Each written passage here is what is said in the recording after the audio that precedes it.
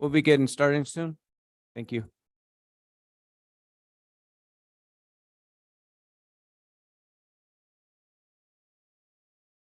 All right. Good morning, everyone. Today is Tuesday, October 3rd, and we have our normal board meeting. As a reminder, if you are carrying a cell phone, computer, two-way radio, or any other sound devices, please silence to minimize any disruptions during the meeting. We'll start today's meeting with a call to order. So District 1.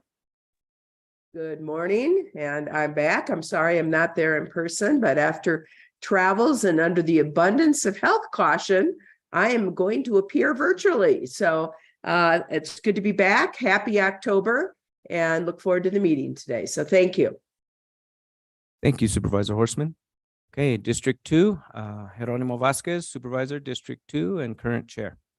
District 3 is on his way, but not here yet. But since we have quorum, we decided to move on. District 4.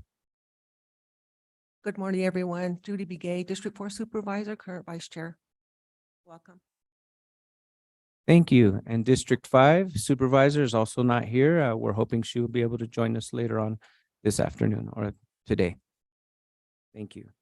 All right. Next, can we please stand for the Pledge of Allegiance?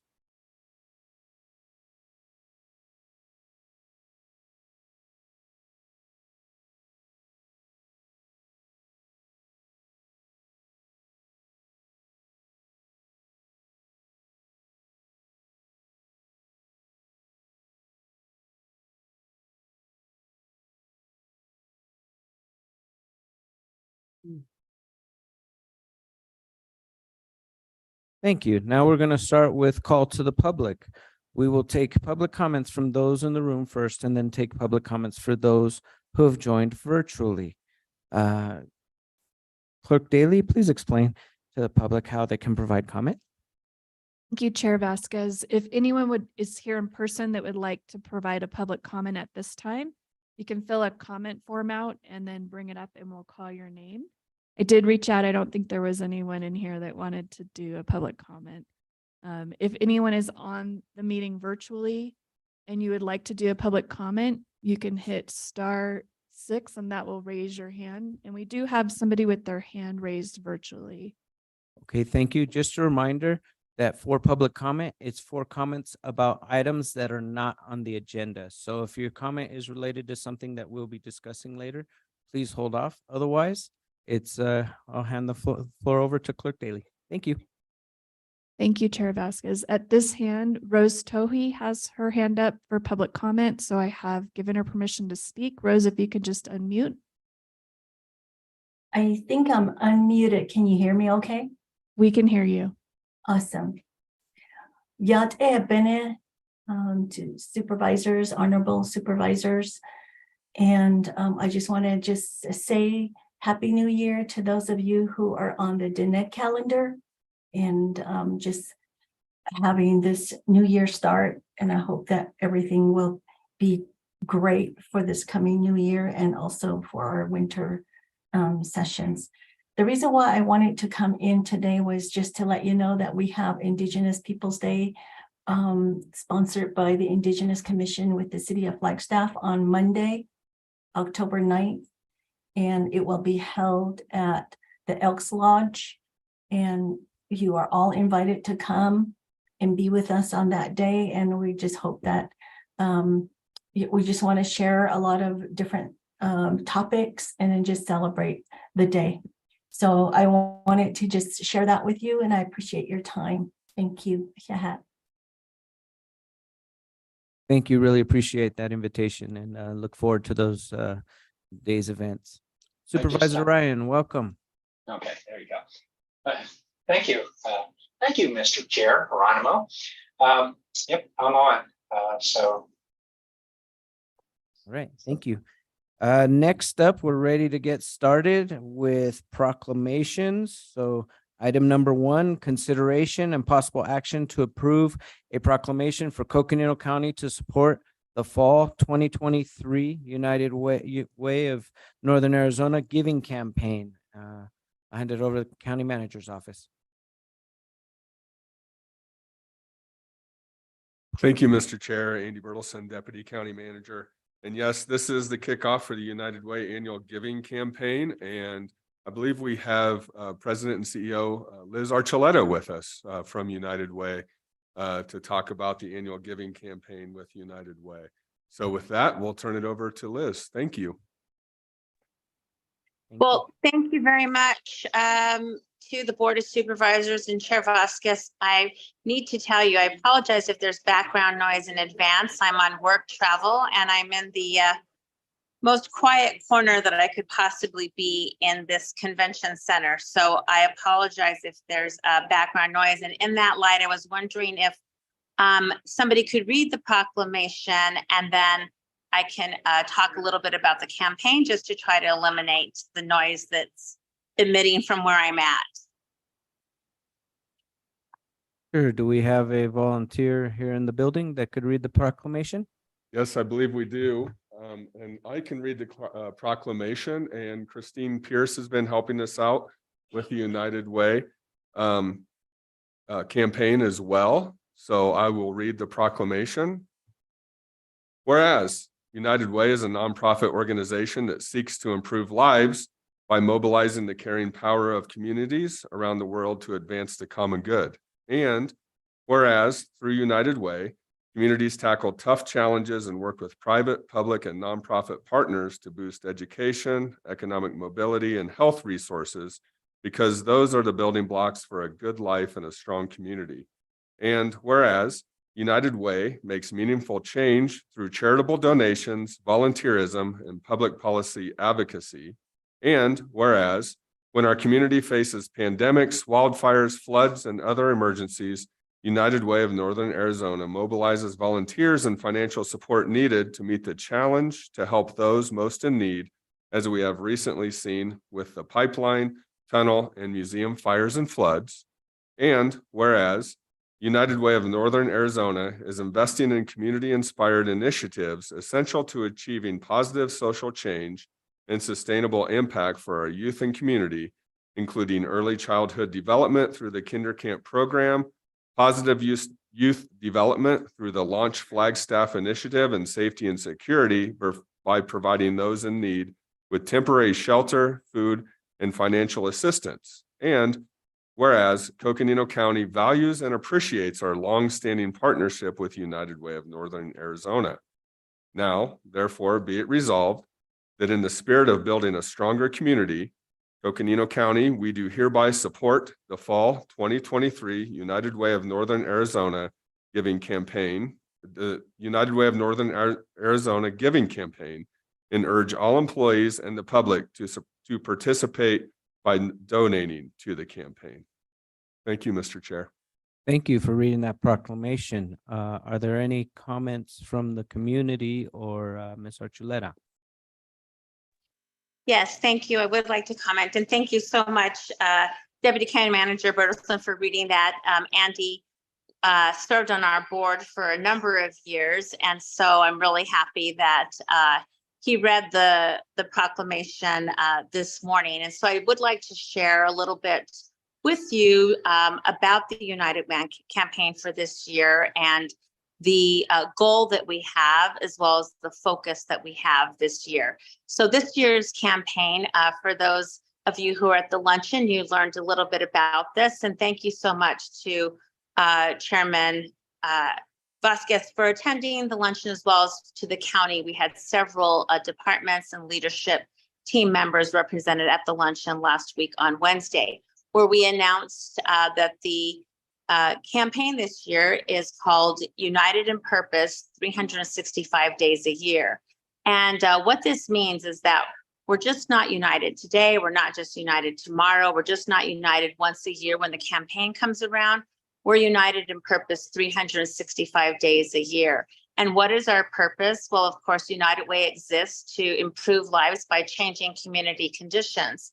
And what this means is that United Way convenes community leaders, elected officials, business industry, nonprofit partners, and residents together to identify what are the most pressing issues that are facing our community and how can we improve lives by changing those conditions.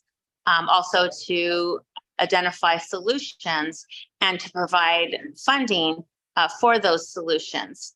We announced this year that we are recommitting ourselves to our focus on youth. Prior to the pandemic, United Way had announced the Step Up for Youth initiative, which is basically focusing in on the needs of youth. And then the pandemic came about, and so that was switched over to meet the most relevant needs at the time, which was Step Up for Community, everybody who gathering community to fight the pandemic and to meet the needs of our community at that time. So now we asked ourselves the question, is Step Up for Youth relevant? Is it timely? Is it still needed? And the answer was a resounding yes, that it is needed now more so than ever. Because as you know, a lot of our youth coming out of the pandemic, they were very isolated and suffered greatly from that isolation of not having those, relationships with one another at school, outside of school, not having that experiential hands-on learning that they have at school and when they have activities. And also, really feeling a sense of not really belonging. A lot of the students attended school via the web, and so didn't have an opportunity to develop that social, emotional part of themselves. So we are going to focus on 3 areas for youth that I want to share with you today. And this is a very specific, very laser-like focus that we have. We're going to focus on youth positive development, youth leadership development. That's one, youth leadership development. The second area is youth mental well-being. And then the third area is, oh goodness, I'm sorry. Youth sense of belonging and inclusion, of course. So number 1, youth leadership development. Number 2, youth mental well-being. And number 3, youth sense of belonging and inclusion. We're really, of course, excited about this work. We feel like youth and families also, they not only need that support, but we will continue to provide support for basic needs, because we know that unless a youth or a child has a roof over their head and food to eat, then they can't possibly achieve mental wellness. They can't achieve sense of well-being and inclusion, and they're not able to focus on leadership development. Now, the community and all of that, if you can imagine a wheel, the community is wrapping themselves around that. And what do we want from the community? Well, we want them to lead by example and live by example. We want to seek opportunities for apprenticeships and mentorships. We want to make sure that there's community resources and programs and services for youth. And then, of course, the community can help by contributing to youth through United Way. And we're very excited about this work. And we want to thank the county, and we want to thank all of the team members of the county, all of the employees who have always been so generous to United Way, as well as the county leadership in supporting our work. And the goal is for us to identify 365 new donors who've never contributed to United Way, to give $365, $1 a day.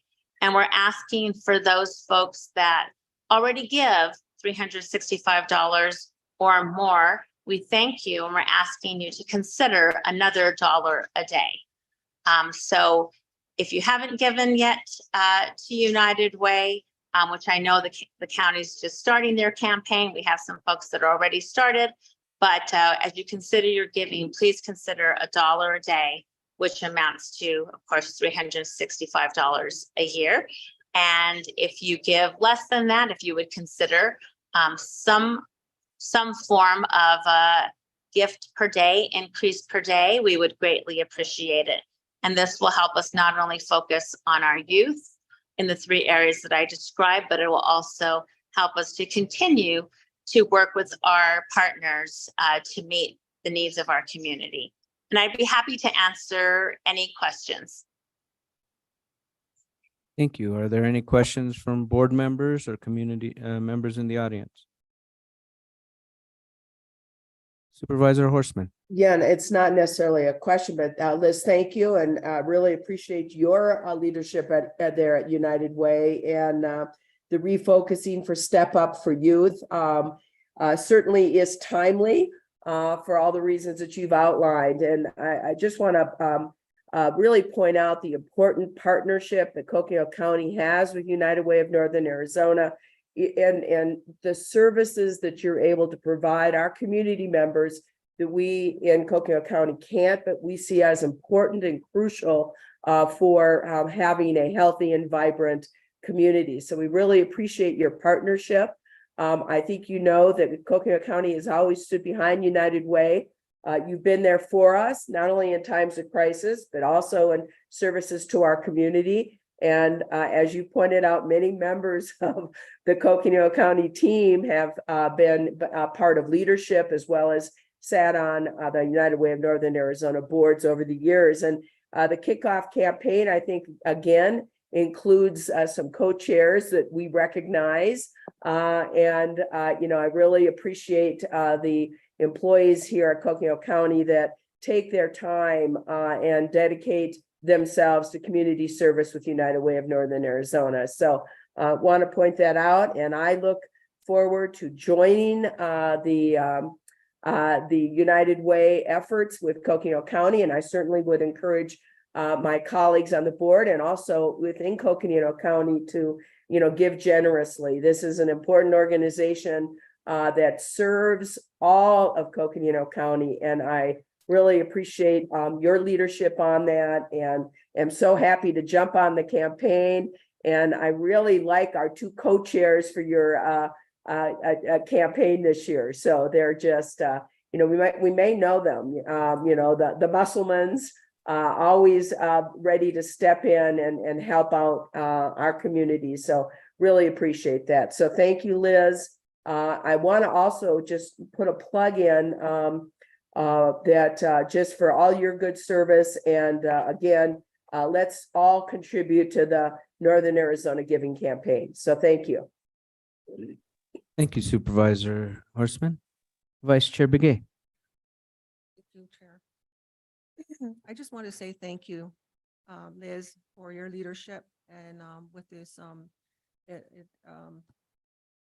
United Way, and of course, really focusing on the youth to get developed, and also helping with positive development and also mental well-being of the youth. I think those are very important, and meaning change is greatly needed, and advocacy is a big part of it. And certainly, I feel that, we need this organization to thrive, and really requesting everyone that's listening or out there, to help, any donations that they can bring in, because this is for our youth.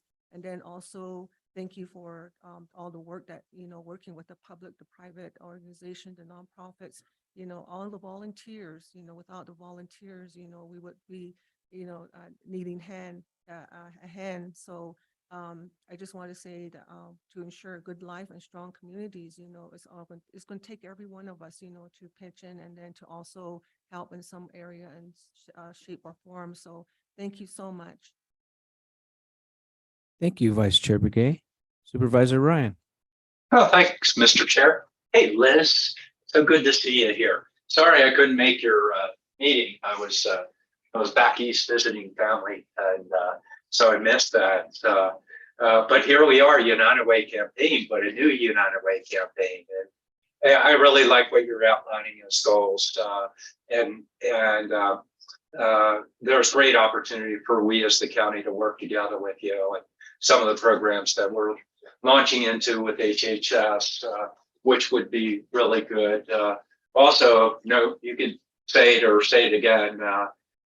Patrice was talking about it. There are a lot of things that we as government, we can't do everything. And we've created an opportunity often in our county, in the community here as well, more of a symbiotic relationship where we are helping each other often. And so United Way fills a huge void that is so there for the community. And this is a piece that goes to what Judy was just talking about.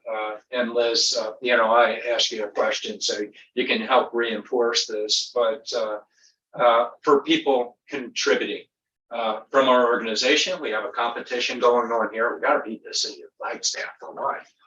Can't let them beat us on that. But it's really for a good cause. There are many areas that United Way covers,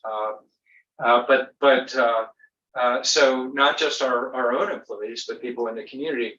But Liz, could you speak to how people can contribute generally or individually, but hopefully generally that can benefit this?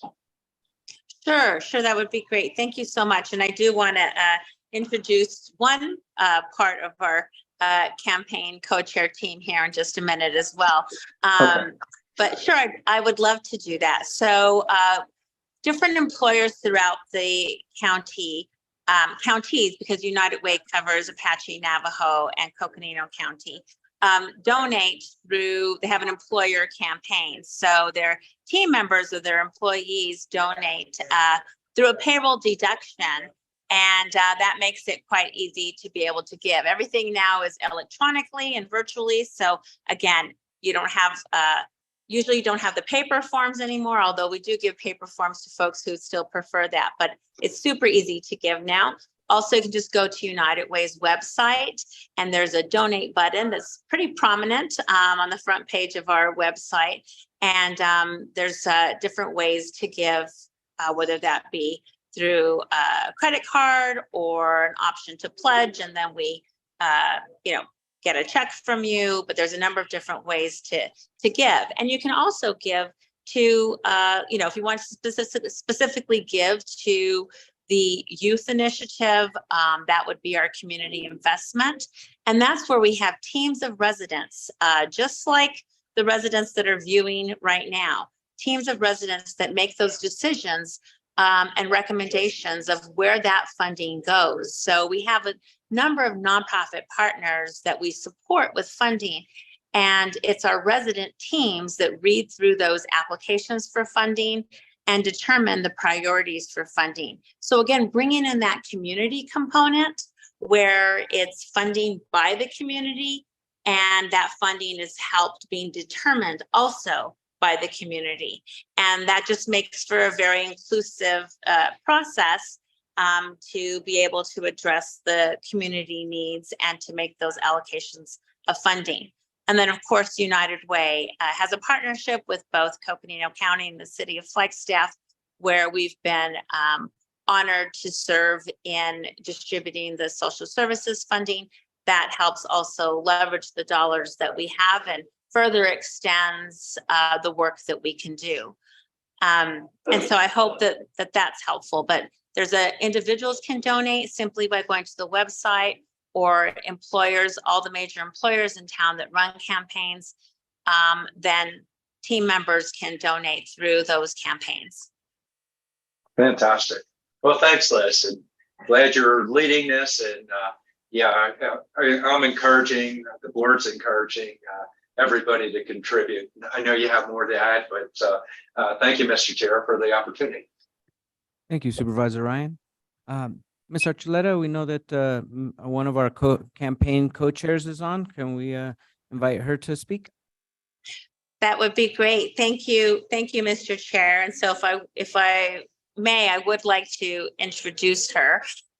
So as you know, the county has had, as several board members have mentioned, a very long and strong history in partnering with United Way, as has the city of Flagstaff. And so we thought this year that we would have a dynamic duo, a husband and wife team in Kim and Dan Musselman. As you know, Kim is the director of the Health and Human Services Department, and Dan Musselman is the chief of police for the city of Flagstaff. Also, there's been a friendly competition for years now between the city of Flagstaff and Coconino County in terms of which organization raises more money for United Way. And there's been little bets that have happened throughout the years. Mr. Chairman, you're going to be very interested in this because Matt Ryan, when he was chair, he bet that if the county raised the most amount of money, then he challenged that the city manager would dress up in a cheerleader outfit and be cheering out there with pom-poms, cheering the county in front of the city lawn, and vice versa. If the city won more, then the chair of the board at that time was Matt Ryan, would dress up in a cheerleader outfit. And one of these days, I'll share a great photo that I have of Matt Ryan in a cheerleader outfit, cheering on the city, because at that time, they raised the most money of the two organizations for United Way. So there's always these fun little competitions that go on between the two organizations. And so I don't know what the challenge is this year and who might be dressing up this year in some kind of outfit or holding a sign, but I can assure you that there's some friendly competition going on between the two organizations. And so we're really proud to have Kim and Dan leading our campaign. They both, as a husband and wife team, have been very supportive of United Way. I mentioned the community investment teams where community members make the recommendations for funding. Both Kim and Dan have served on those community investment teams. Kim chairs one of them. They've both been leadership donors for United Way for several years. And they 1 year chaired our major donor campaign, the Summit Society campaign. So of course, it was an easy pick for us to have them lead this year's campaign. And then of course, with our focus for youth, both of them in their professional careers have really seen the needs of youth, the needs of families in our community, and have helped build community in our service areas for years. And so again, we're really honored to have Kim, and I'd like to turn it over to her to say a few words. Kim? Good morning, Chair Vasquez, supervisors, and Liz, thank you. I am honored, and Dan and I both are, to be co-chairs for this year's United Way campaign. I know that it is something that has meant a lot to us over the course of our careers. And as all of you know, the impact that United Way has in our community is huge and all across the county. And I guess I would just want to say a couple of things. We're working on the county side of the things in terms of launching the campaign. And I know Armando Ruiz, our county assessor, he serves on the board of United Way, and he and I were having a conversation, and we intend to make a leadership challenge in particular in terms of getting new donors. And, you know, Liz had talked about the 365 new donors. I think that that is an easy number that we should be able to achieve at the county alone, much less the entire campaign. And so I make a call and a plea to all of my colleagues at the county to donate. You know, as you all know, not only the Step Up for Youth, which is so important, and we're launching a lot of great things across our community, but also the work that United Way does with respect to our crisis situations and our natural disasters and fires and floods. And Dan and I have been able to personally be involved in those allocation of those crisis dollars when we've had fires and floods, most recently on the county level, you know, the Tucson flood, and there was some dollars that went from the crisis fund from United Way that went towards the community in Tucson. So I just encourage everyone to donate to this year's campaign. And if you never have, it couldn't be more easy with the payroll deduction that happens. And so you really don't even miss the money if you select that amount, because it comes out pre-tax and you're able to spread it out across all of the pay periods. And so it's just a really great way to be able to donate, and you'll be getting, as the county employees, the specific link so that it's so that it's specifically going under the Coconino County campaign as well. And we'll figure out what's happening with the city and the county competition. because that's always something that is fun. But we look forward to more opportunities. And again, thank you to Liz and to Christine and all of United Way and to all of you for your continued support, and look forward to a really successful campaign. Thanks. Thank you. Really appreciate it. And Deputy Manager Bertelstein. Thank you, Chair, and thank you, members of the board. While healthy competition benefits the community, I don't believe, and while we are cheerleaders for the United Way campaign, I don't believe Steve Peru has intention of wearing of dressing the part, but we'll continue to remain cheerleaders. And with that, wanted to introduce our county campaign co-chairs. Corey Ringenberg is here, as well as Whitney Usick, and they are helping us coordinate the campaign on the county level. And I can personally say, and Liz, thank you for allowing me to read the proclamation, as I have had a lot of experience with United Way and really helping us as a local government come in and do the things that we as a local government are less equipped to do, with volunteer coordination, with getting resources where they need to be in the community.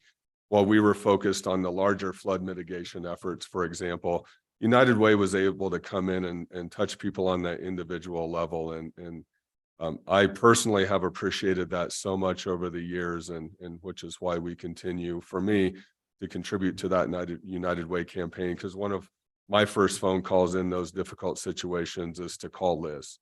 So thank you, and wanted to introduce our campaign co-chairs. Great. Thank you. Would you like to say a few things? Absolutely. Chair Vasquez, Deputy County Manager Bertelsen, thank you very much for giving us the opportunity. And We so many cannot hear great- you, Corey. We can't hear you. Gotta use the mic. Sorry about that. Can you hear me now? Thank you.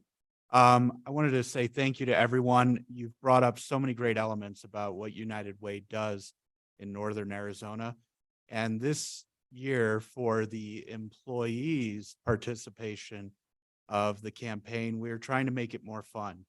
So this year's Halloween costume competition is going to be a fundraiser for United Way as well. We know that our employees are the backbone of the organization, and what better way to have other people dress up this year than just our chair or representatives from leadership. But we want to see 3 different categories. One is the best individual costume, the best team costume, and don't forget our furry friends' best pet costume. So look forward to the information coming out about this year's Halloween competition. And Whitney, would you like to say a few more? Sure. Yeah, thank you. So for our county competition, we are still allowing for the vacation buyback as an option. So if any of the county employees would like to use that. And currently on our intranet site is information about how to donate to the United Way. So the link that has been mentioned and the forms are currently on our county intranet site. There is a link on our main website. So if you're familiar with it, you can easily find it, or you can reach out to Corey and I for information.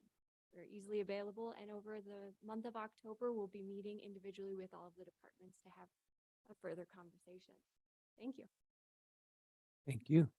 Well, I just want to say that Coconino County, if you guys want me to dress up something and put my name on the line, I need to get everybody to jump in and pitch in. I'll do something, but please don't put me out on a branch and make me have to be a cheerleader in Flagstaff City Hall. That's not in the plans. But thank you for the team. Thank you, everybody that's putting this campaign together. We really appreciate it and look forward to really making a big contribution to United Way, because those funds are so crucial, not just in our emergency efforts, but also with Kinder Camp and some of the community programs that are offered. And the more we can increase the funding coming to United Way, the more services can go out to our communities. And I especially appreciate the youth focus. Those areas are areas that the county is also looking to focus, and it complements well with some of our mental health programming that we have planned in the future around youth. So I'm really encouraged to see that United Way is going to complement those services, and that we can really help our young people in a very trying times. COVID divided people, disconnected folks, made technology more prevalent. Well, now we're dealing with some of those consequences with our young people because of the disconnect that technology has created. And so hopefully these programs can help alleviate some of that pain and help bring our kids, get them leveled up a little bit. So that way the consequences and the damage done during COVID and the disconnect can be healed some, and our kids can move forward healthily. So again, just thank you. Really appreciate it. Are there any other comments regarding United Way? All right. Well, thank you very much. Appreciate the conversation. Thank you. Thank you for having us. We appreciate it. Thank you for the proclamation. You're welcome. All right. Next item, number 2. Chair Vasquez, we need a motion for that Oh. item. Can I have a motion to, can I get a motion for to accept the proclamation? I have a motion by Supervisor Horseman. Do I have a second? Second the A second motion. by Vice Chair. All those in favor, please indicate by saying aye. Aye. Okay, thank you. Now it's official. We can move on. Thank you. All right, so now we are on item number 2. This is Hey, considered. hey, I gotta take a call. I'll be back. Okay, go ahead, please. Consideration and possible action to approve a proclamation designating October 2023 as Domestic Violence Awareness Month. Let's see, we have Sarah Young Patton, Director of Development and Programs with Victim Witness Services, to help read the proclamation. Oh, and Jennifer Runge, Executive Director, Victim Witness Services.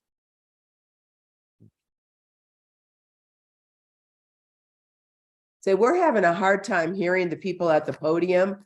I don't know if they can turn that mic up, but we're having a hard time hearing that. Okay, how's that? Better? Thank you. Okay, good. Okay, so on behalf, oh, that's really loud. That's good. Okay. On behalf of all the victim service providers here, Victim Witness, Sharon Manor, Northern Family, we'd like to read the proclamation.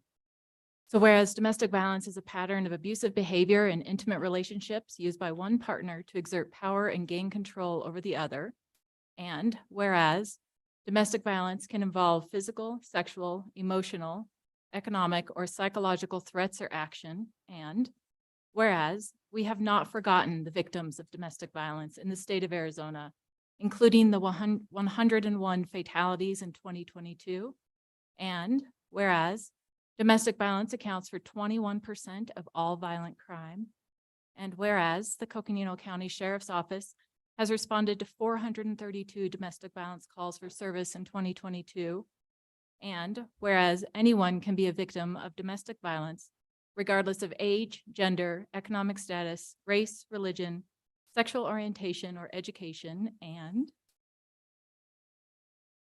whereas nationwide, 1 in 4 women and 1 in 6 men will experience domestic violence in their lifetime, and nearly 20 people in the United States are victims of intimate partner violence every minute, or over 10 million people annually.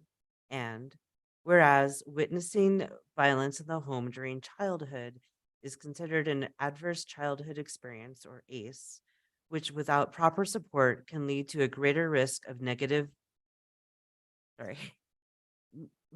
long-lasting effects on health and well-being. And whereas awareness of the problem is necessary to work together to prevent domestic violence, respond to needs of victims, speak out, and help ensure that offenders are held accountable. Now, therefore, we do hereby proclaim October 2023 as Domestic Violence Awareness Month and urge citizens to get involved to support our local nonprofit organization serving survivors of domestic violence and encourage healthy relationships to help end domestic violence. Thank you for that proclamation. Are there any comments from any of the community members? Questions, comments? Okay, in that case, are there any comments from the board members? Supervisor Horseman. Yes, and thank you for reading that. And as always, it's important for us in the month of October, and quite frankly, every month, to be aware of domestic violence and the trauma that it has caused and devastation it has caused so many of our community members. So I really appreciate the proclamation being brought forward, designating October as Domestic Violence Awareness Month. I know there will be some programming that's going to be going on, and hopefully you'll probably, Chair, ask a little bit about what's happening for that. But certainly this is a very important proclamation. I know Northland Family Help Center is having a breakfast on October 12th at 8 o'clock at Little America, honoring one of the founding mothers for Northland Family Help, and Dino Thompson. And I'm looking forward to be a part of that celebration and recognition of the great job that so many people like Victim Witnesses and Northland Family Help and so many others have done here in our community in addressing the domestic violence issues that face our community. So thanks for bringing this forward. Really appreciate the proclamation. And I look forward to participating in some of the events during Domestic Violence Week. Thank you, Supervisor Horstman. Vice Chair Begay. Thank you, Chair. Wow, this is a real important proclamation. A lot of these issues that was brought up with through this proclamation is so real. And, you know, a lot of people are faced with this, especially women, some men and women. But anyway, I just want to say, you know, it doesn't only pertain to female, male, or even if you have a race, religion, or economic status. You know, all of this doesn't really match with, you know, what's going on with this here with the domestic violence. I feel sorry for children that have to have adverse childhood experiences, you know, from domestic violence that they see in their home. And I just want to say that, you know, we really need to help people out there. And these numbers are too high, 20+%, you know, is that domestic violence. And there's only 432 calls that came through. I know there are more, maybe triple that amount that ladies don't want to bring forth to anybody because they're afraid of their husbands or their other partner. So to me, you know, I really wholeheartedly, it's dear to me, you know, that we do this proclamation and that we're out there to help anyone that's in this situation. So I just want to say, having people gain control over you, you know, for anything, I think you need to report it, you know, for people that are listening. I think it's important, you know, because we don't, a lot of times, you know, we're afraid that we're going to be, one parent's not going to be there for our kids, but, you know, you never know what the effects are going to be later on, you know, like with, a person may decide to have suicide, or, you know, there may be some kind of, you know, gunpoint things, and a lot of things come to play, especially, you know, for, in front of these kids. And I just feel bad, you know, that, but I just want to say I wholeheartedly support, you know, this proclamation. And I just want to say thank you for bringing it up. It's important, and I feel that we need to do something with it. Thank you. Thank you, Vice Chair Begay. Supervisor Ryan, are you back with us? Yes, I am. Yeah, thank you. Hey, Lindsay, yeah, thanks for hitting my video, but you can put that back on.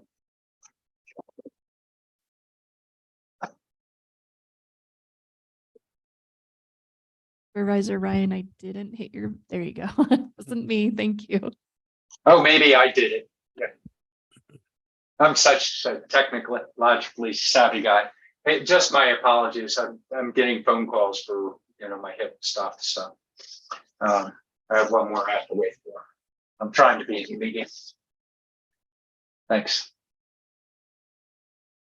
Did you have any comments regarding the proclamation? Oh gosh, I'm on.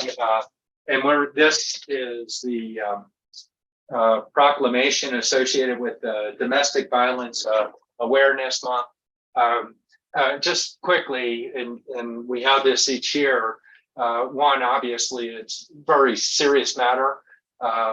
I think one of the most important things that we have with the awareness is for those folks that might be victims, that there's a place you can go, there's a place you can call, so that we can create a safe scenario for you. Please reach out. We have professional services here and people that you have confidentiality and an opportunity for protection. So I appreciate that we're doing this and we do have this proclamation. Thanks, Mr. Chair.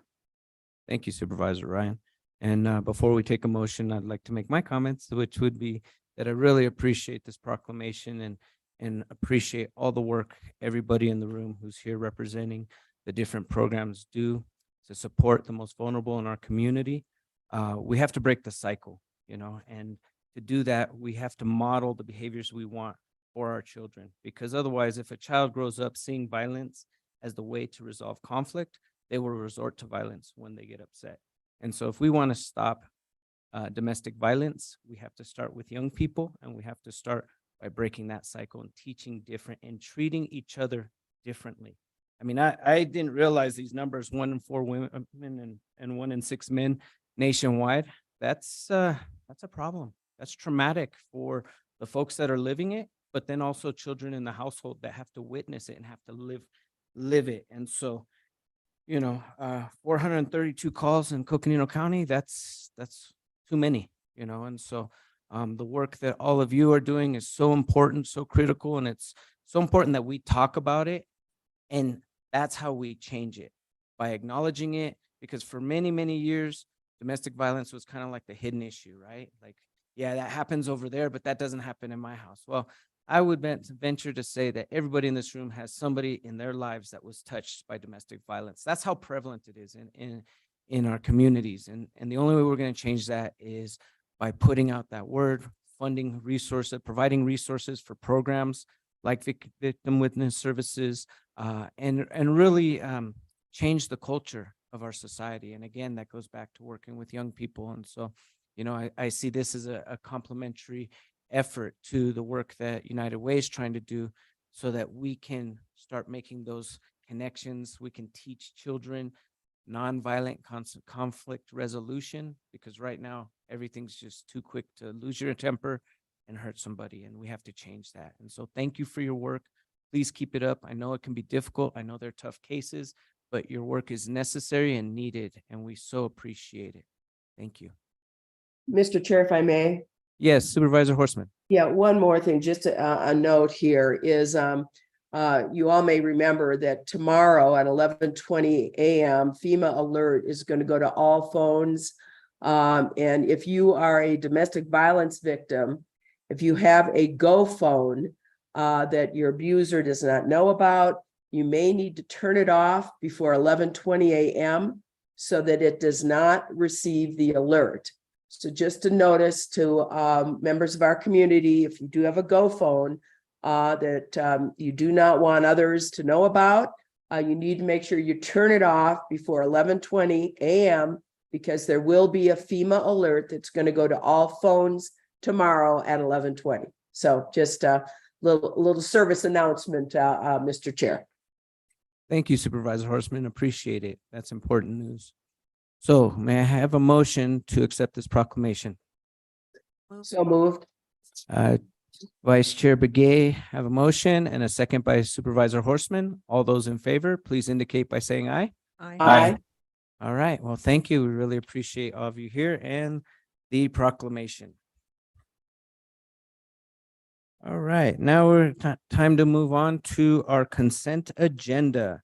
All matters under consent agenda are considered to be routine and will be enacted by a single motion. Are there any items that board members want to consider separately?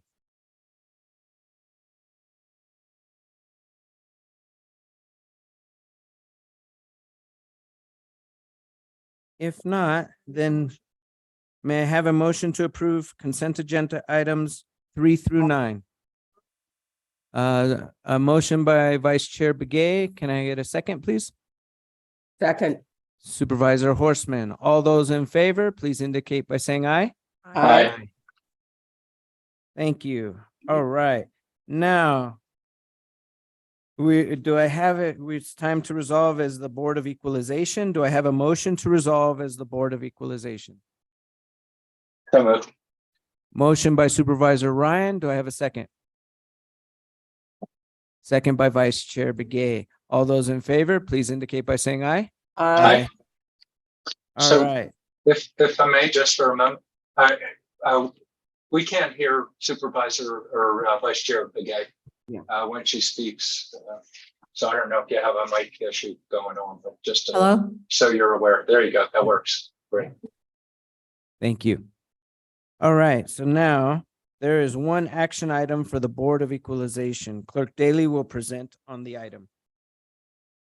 Thank you, Chair Vasquez. And I do, just as a note, have our Board of Equalization attorney here, Rose Winkler, and our hearing officer, Mr. Johnson, is also joining the meeting virtually today.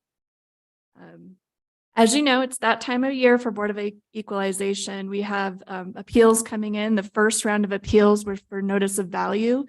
So each year the assessor sends a notice out to every property owner on the notice of value for their property. They do have an opportunity to appeal it to the assessor's office. And then if they still are not in agreement with what this assessor's decision is, they have the opportunity to appeal to the Board of Equalization. We did this year, and the board did appoint Mr. Johnson as the hearing officer on the board's behalf for the hearing officer to hear any appeals and have a hearing for those that did appeal their notice of value. And this year we received 5 petitions for review of real property valuation to set for hearings. The resolution in your packet, a lot of the packet is the petitions that we received. So you can see those, a resolution as well as the attachment A protest master log with the decisions of the hearing officer on those cases. But of the 5 petitions we received, 3 of them withdrew their petition prior to the hearing, so those were not heard. So we had 2 remaining petitions. One was a multi-parcel petition under Paco Diablo was the name of it. And the assessor's office did offer a recommendation for a reduction in full cash value for the main parcel of that property, but the petitioner thought the value should be reduced more than the assessor's recommendation. And the hearing officer listened to testimony from both parties and accepted the assessor's recommendation for a reduction as the assessor proposed. The hearing officer determined that although the petitioner showed that it had suffered a loss in revenue, it failed to meet its burden of proof as it did not show that its recent reduction in revenue reflects stabilized revenue, and its evidence, which solely addressed the reduced income, was insufficient to prove a reduction in the real estate value of the property. In addition, the hearing officer noted that the property was undergoing a remodel, and it is customary to expect a loss in revenue during remodeling. But again, there was a reduction in value for it, just not as much as the petitioner wanted. The other petition was for one parcel, which is the University Business Center, represented by Mr. Cullum, Attorney Cullum. The petitioner and assessor staff stipulated an agreement prior to the hearing officer receiving testimonies. So basically, when the assessor came with their workup on the case and handed it over to the petitioner and the hearing officer, the petitioner excused themselves and discussed it, and then came back and said that they were in agreement with what the assessor staff had recommendation for a reduction in value. So therefore, the hearing did not need to take place. So the hearing officer essentially approved of the stipulated agreement between the petitioner and the assessor staff. And that was it for our hearings for notice of value petitions. Also, I want to note too that if any of the property owners are still not satisfied with the Board of Equalization hearing officer's decisions, they do have the third ability to take it to court, essentially. So they can always appeal it in court. And the Board of Equalization is required to decide all petitions for review evaluation before October 15th of each year. So we will be making that deadline today with your action. And that is all I have to present on our BOE petitions. Thank you. Are there any questions by supervisors? I saw Supervisor Ryan's hand up first and then Supervisor Horseman. I'm just going to beat Supervisor Horseman to this. Just a note, and Rose, you're out there. Our decision is limited in scope in on what we can do. It's more associated with process, not the determination of value that the hearing officer goes through. But I turn to our attorney, Rose Winkler, just to help us with that, please. Certainly, yes, the Board of Equalization here does not have the ability to reweigh the evidence or make other determinations. It really has to accept the decisions of the hearing officer, unless today the board was presented with substantial evidence regarding, like you said, procedural issues that were not followed, that the law was somehow violated, or that there was just absolutely no evidence on the record to support the hearing officer's decision. So the Board of Equalization's authority here is very limited, and ultimately its primary role is in accepting the decisions of the hearing officer. Right. Thank you, Rose. Thank you, Mr. Chair. Thank you, Supervisor Horseman. Yeah, and my question is, thank you, Supervisor Ryan. I was going to ask that question, but you got there. So, but the second question is that I assume there is no one there at a Board of Supervisors room that is attempting to bring an appeal to the board. Is that correct? That is correct, Supervisor Horseman. There is no one here All right, thank you. as far as the petitioners. I left that question for you, there, Director Horseman. There we go. But on that, if I may, one more, if I could. Sure, Supervisor Ryan.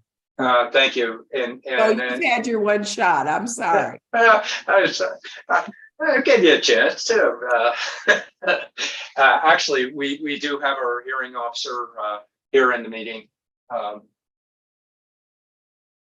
Is that correct? Sorry. I think he has not joined yet. He's Okay. out of the country trying to join.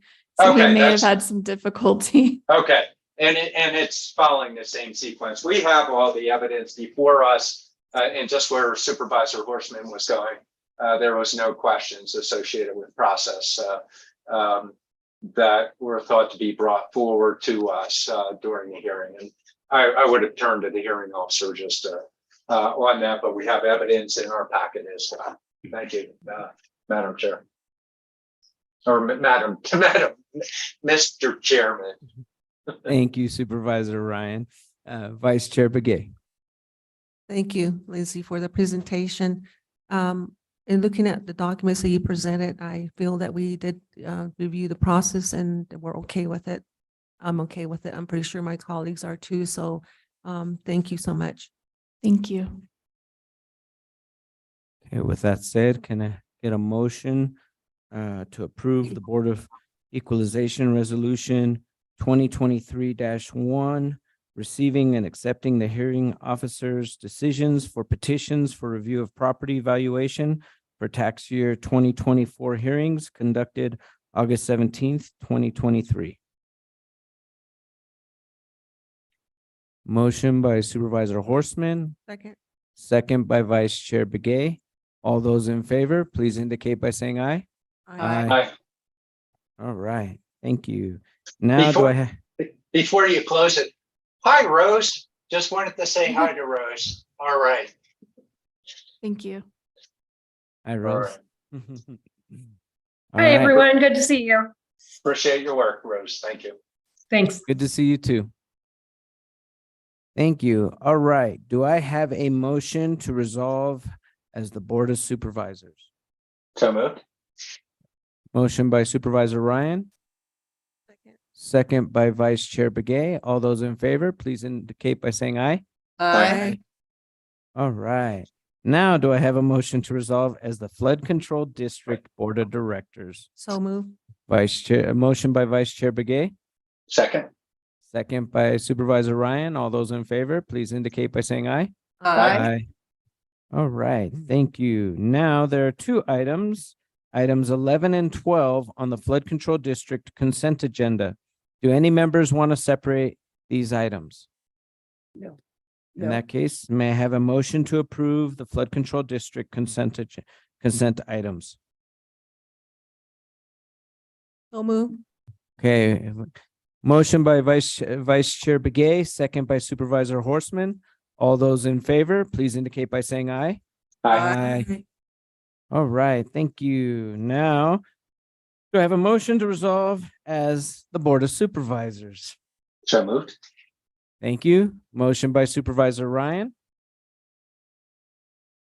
Second. second by Vice Chair Begay. All those in favor, please indicate by saying aye. Aye. All right. Now, do I have a motion to resolve as the Health District Board of Directors? So moved. Motion by Supervisor Ryan, second by Vice Chair Begay. All those in favor, please indicate by saying aye. Aye. All right, there are two items, items 13 and 14 on the Public Health District consent agenda. Do any members want to separate these items?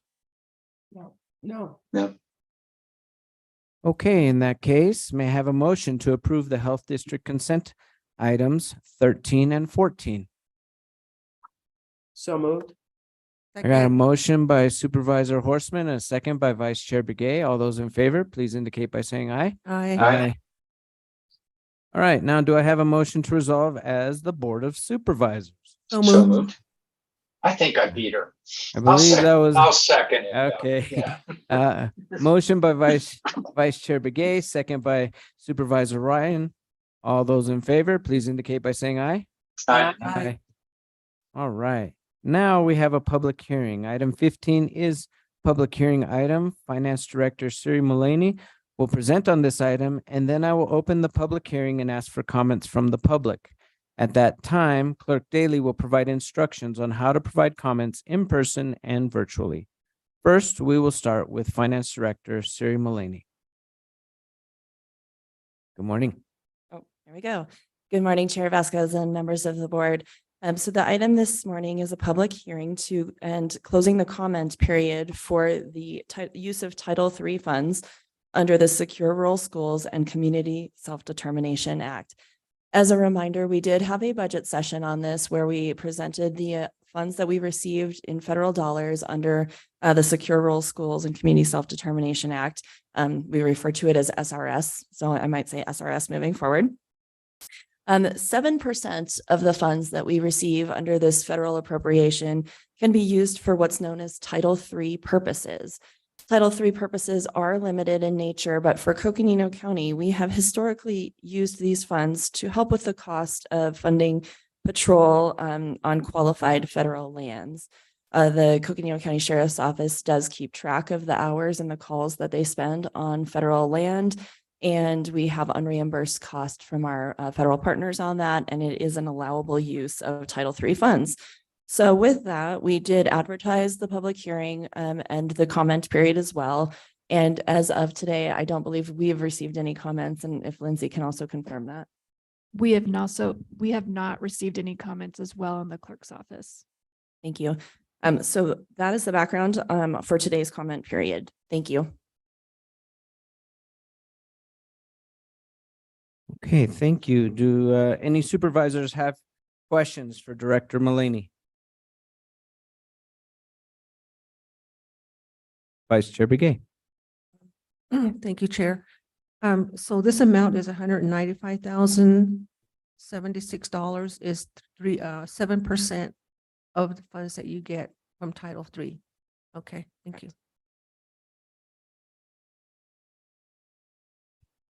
Any other questions or comments from supervisors?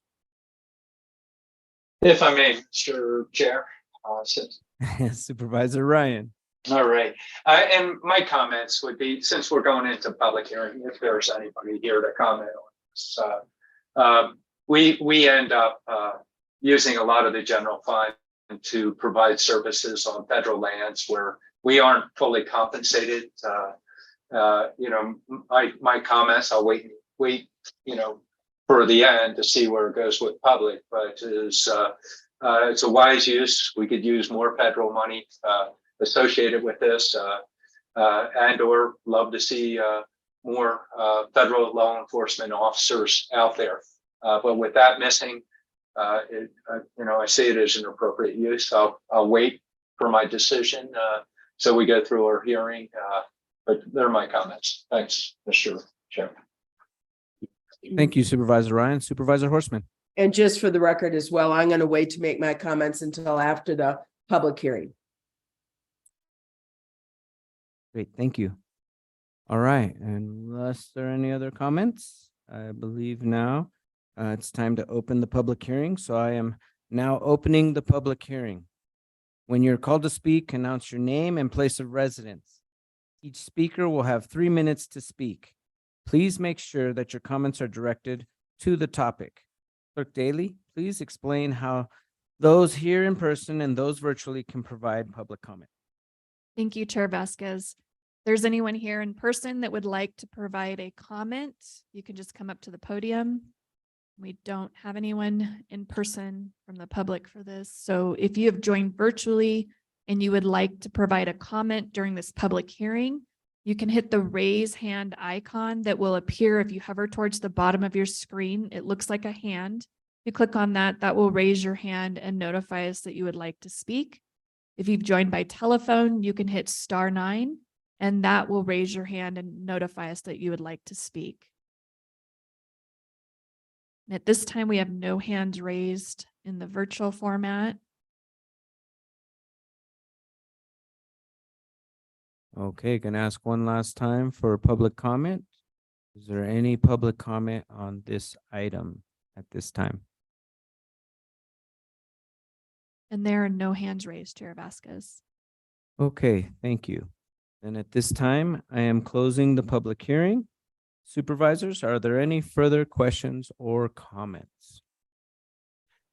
Vice Chair Begay. Sure. Siri, I just wanted to ask, on the information that you sent to us, there's a line there.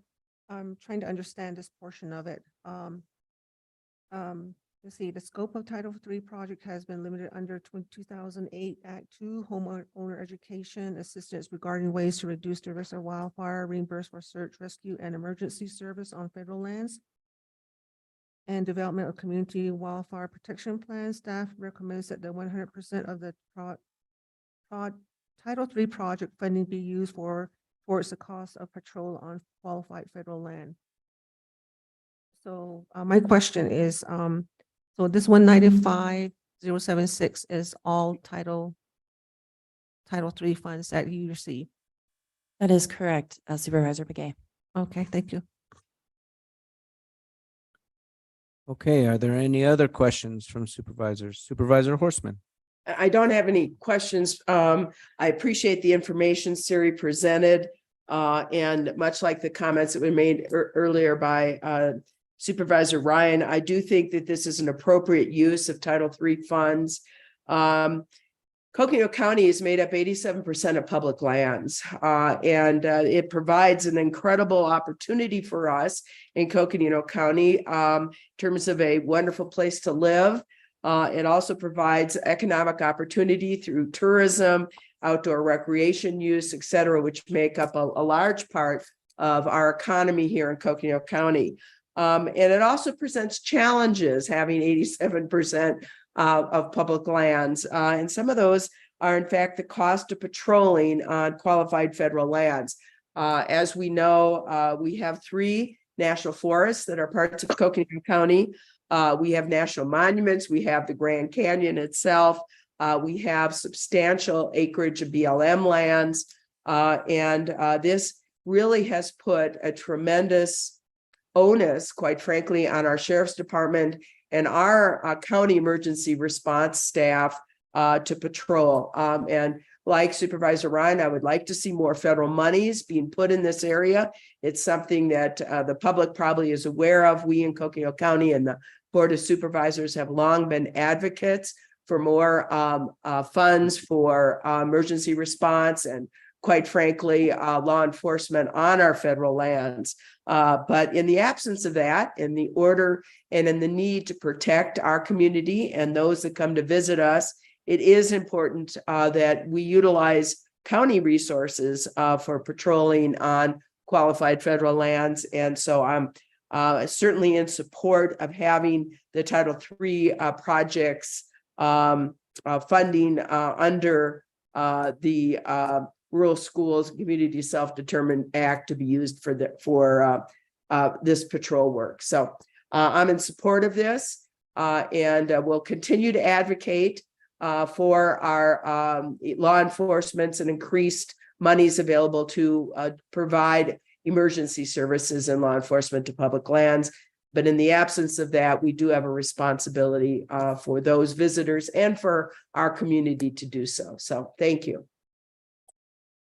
Thank you, Supervisor Horstman. Supervisor Ryan.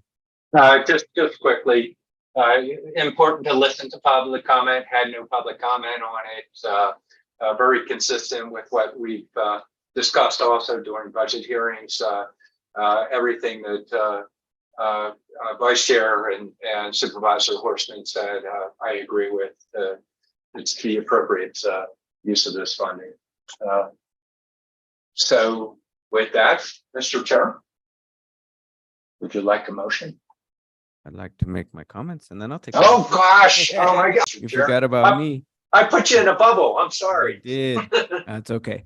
No, I just wanted to say that I also agree with this use of funding, and that we always need more federal funding and more federal resources to make sure that we are able to provide those services in our national forests and our different federal lands.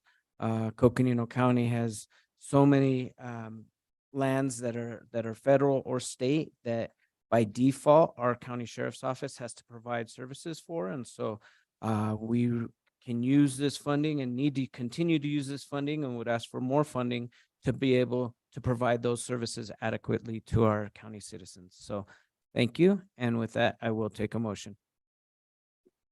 Mr. Chair, if I could. Oh, I don't want to beat you to it if you want it, Supervisor Horstman, but I'll go ahead and make.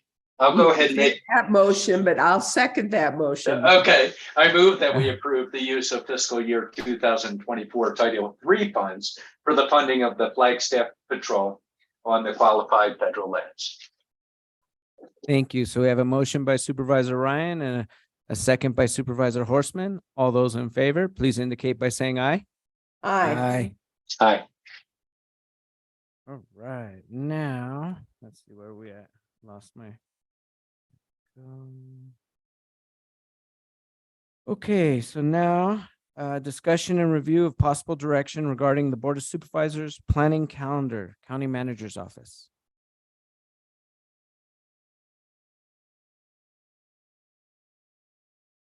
Good morning, Mr. Chair, members of the Board of Supervisors, Andy Bertelson, Deputy County Manager. I'm taking the podium for this and wanted to give a few updates today, October 3rd. The highlight of the day will be the weather. We'll have thunder and lightning presenting the County Supervisors Association proposals. So that is in preparation in large part to the County Supervisors Association Summit, which was held here in Coconino County, to be held here next week, October 11th through the 13th. Much preparation and planning has gone into this from your Coconino County staff, and rest assured it's going to be a fantastic event that we Coconino County will hold for all supervisors throughout the state. So we'll have about an hour, I believe, presentation from Gregory and Keith on the CSA legislative proposals. We'll also be hearing from Lucinda Andriani with the flood control district update to end our agenda this afternoon. October 10th, which is next Tuesday, 6 p.m., a big week next week. We have the meeting at 6 p.m. October 10th. We have a community development action item, which is, I believe, a public hearing for Ranch at the Peaks. This has been a long-standing development. It was approved by the Planning and Zoning Commission and recommended for approval to the Board of Supervisors. So we'll be hearing that on October 10th of next week. And then again, the CSA Legislative Summit, October 11th through the 13th of next week. Then we get into the following week. On Monday, we jump right into business with a joint meeting with the City of Flagstaff. And at this joint meeting, we will be having a discussion on the regional plan, which is underway with the City of Flagstaff community development staff, as well as the Coconino County community development staff Also on that agenda, we will be asking the Flagstaff Downtown Business Alliance to give an update on their master plan and their planning efforts, and also on the schedule of events that will be taking place over the course of the next few months. We have the holiday harvest event this month, and then the tree lighting, et cetera. So just a lot of activities with the Downtown Business Alliance. Also, to highlight the week, we have the Western Navajo Fair taking place in Tuba City, Thursday, October 19th through Saturday, the 21st. We, Coconino County, will have a booth at this event and will be there through the duration of the Western Navajo Fair. And it's always a highlight for Coconino County to participate in that. Turning the page here. So a big, this week into the following week, big agenda for Coconino County. Getting into future agenda items, we have on October 24th, our federal legislative agenda. And as you all know, a federal shutdown was avoided. We were concerned up to the last minute, up to Saturday, that a federal shutdown may happen. Compliments to our legislative staff and tracking how those shutdown activities could impact Coconino County and the services that are provided throughout the county, whether it be Park Service, Forest Service, all the services that are federally funded, and how that would impact Coconino County. And then also on that same date, a broadband presentation. Working into November 7th, we'll have a proclamation for the Board of Supervisors to declare a Native American Heritage Month. We've had an event here in the past, and we'll have a series of events along with that. So we're looking forward to that. And then an interesting presentation from President Dr. Heiser of Coconino Community College regarding the economic impact of Coconino Community College. And we'd like to also congratulate Dr. Heiser on his investiture as the president of Coconino Community College. Working in to, let's see, November, jumping ahead here with many orders of business through, we have the public hearing for the proposed Lockett Estates Domestic Water Improvement District. This is tentative if submitted, and this is on November 14th. So we'll have that on our radar, on our calendar for that Domestic Water Improvement District. You may recall the Domestic Water Improvement District that you had heard on the A1 Mountain a couple of weeks ago, so it will be similar to that in nature. On November 21st, canvassing of the election, Esler Musta is here. If you have any questions on that election canvas, we know that we have a lot of local issues being voted upon in the November election. City of Flagstaff has several, I believe it's amendments to their charter, a lot of things that are housekeeping in nature. And then of course, I believe it's Proposition 480 on the vote for the hospital rezoning. So that's a large community issue here in Flagstaff. Jumping into December, facilities master plan update. So we're really looking forward to hearing from Tom on that and what the future of our facilities could look like in those master planning efforts. And then of course, on December 8th, we have on our calendars the elections warehouse grand opening and tours, and we'll be posting a quorum for those. With that, I think I'll stop there. It gets us close to the holidays. If there are any questions of the Board of Supervisors, please let us know. We're here to answer any questions you may have on the planning calendar. Are there any questions from supervisors regarding the planning calendar? Yes. Supervisor Ryan. If I may, Mr. Chair.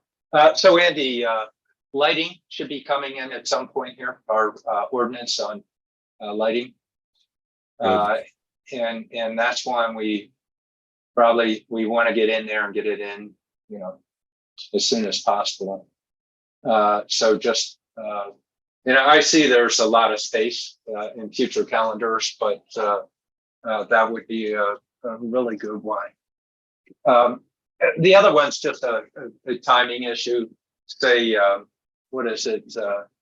any of the October meetings, if we had to meet a little earlier, if I asked for an executive session, will we have flexibility associated with that?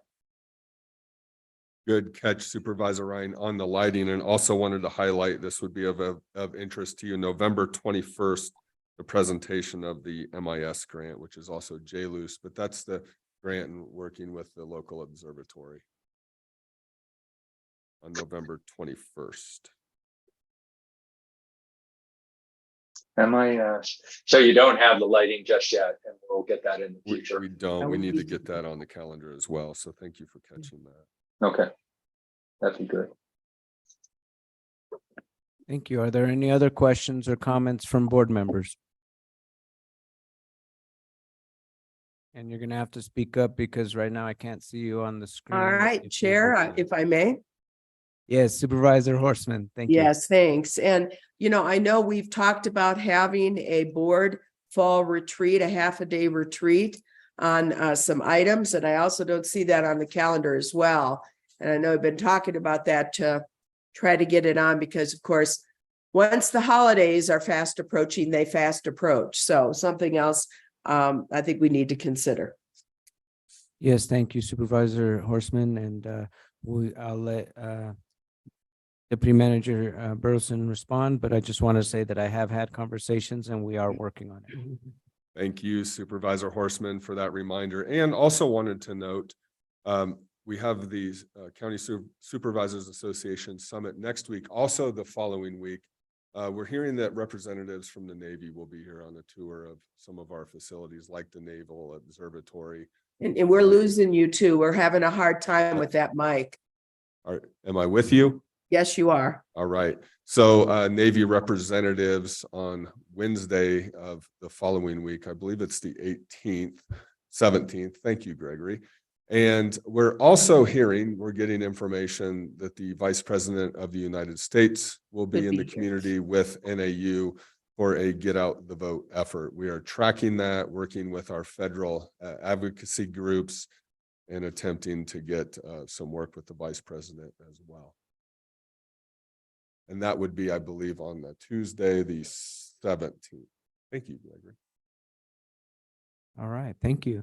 Are there any other comments? Vice Chair Begay? Okay, thank you. In that case, looks like. Supervisor Ryan?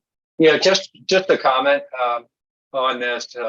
As you navigate this and try and figure it out, just to note, if there's an overlap with those two, I know there's a desire to maybe gravitate towards one individual, but I would most like, I made it a secret. I'm going to get hip surgery. I'm going to get hip surgery on Saturday. And I just found out it'll be 5 a.m. But I'm not going to be around. And just making sure that we have good representation for each of those would be really good if there's overlap associated with that.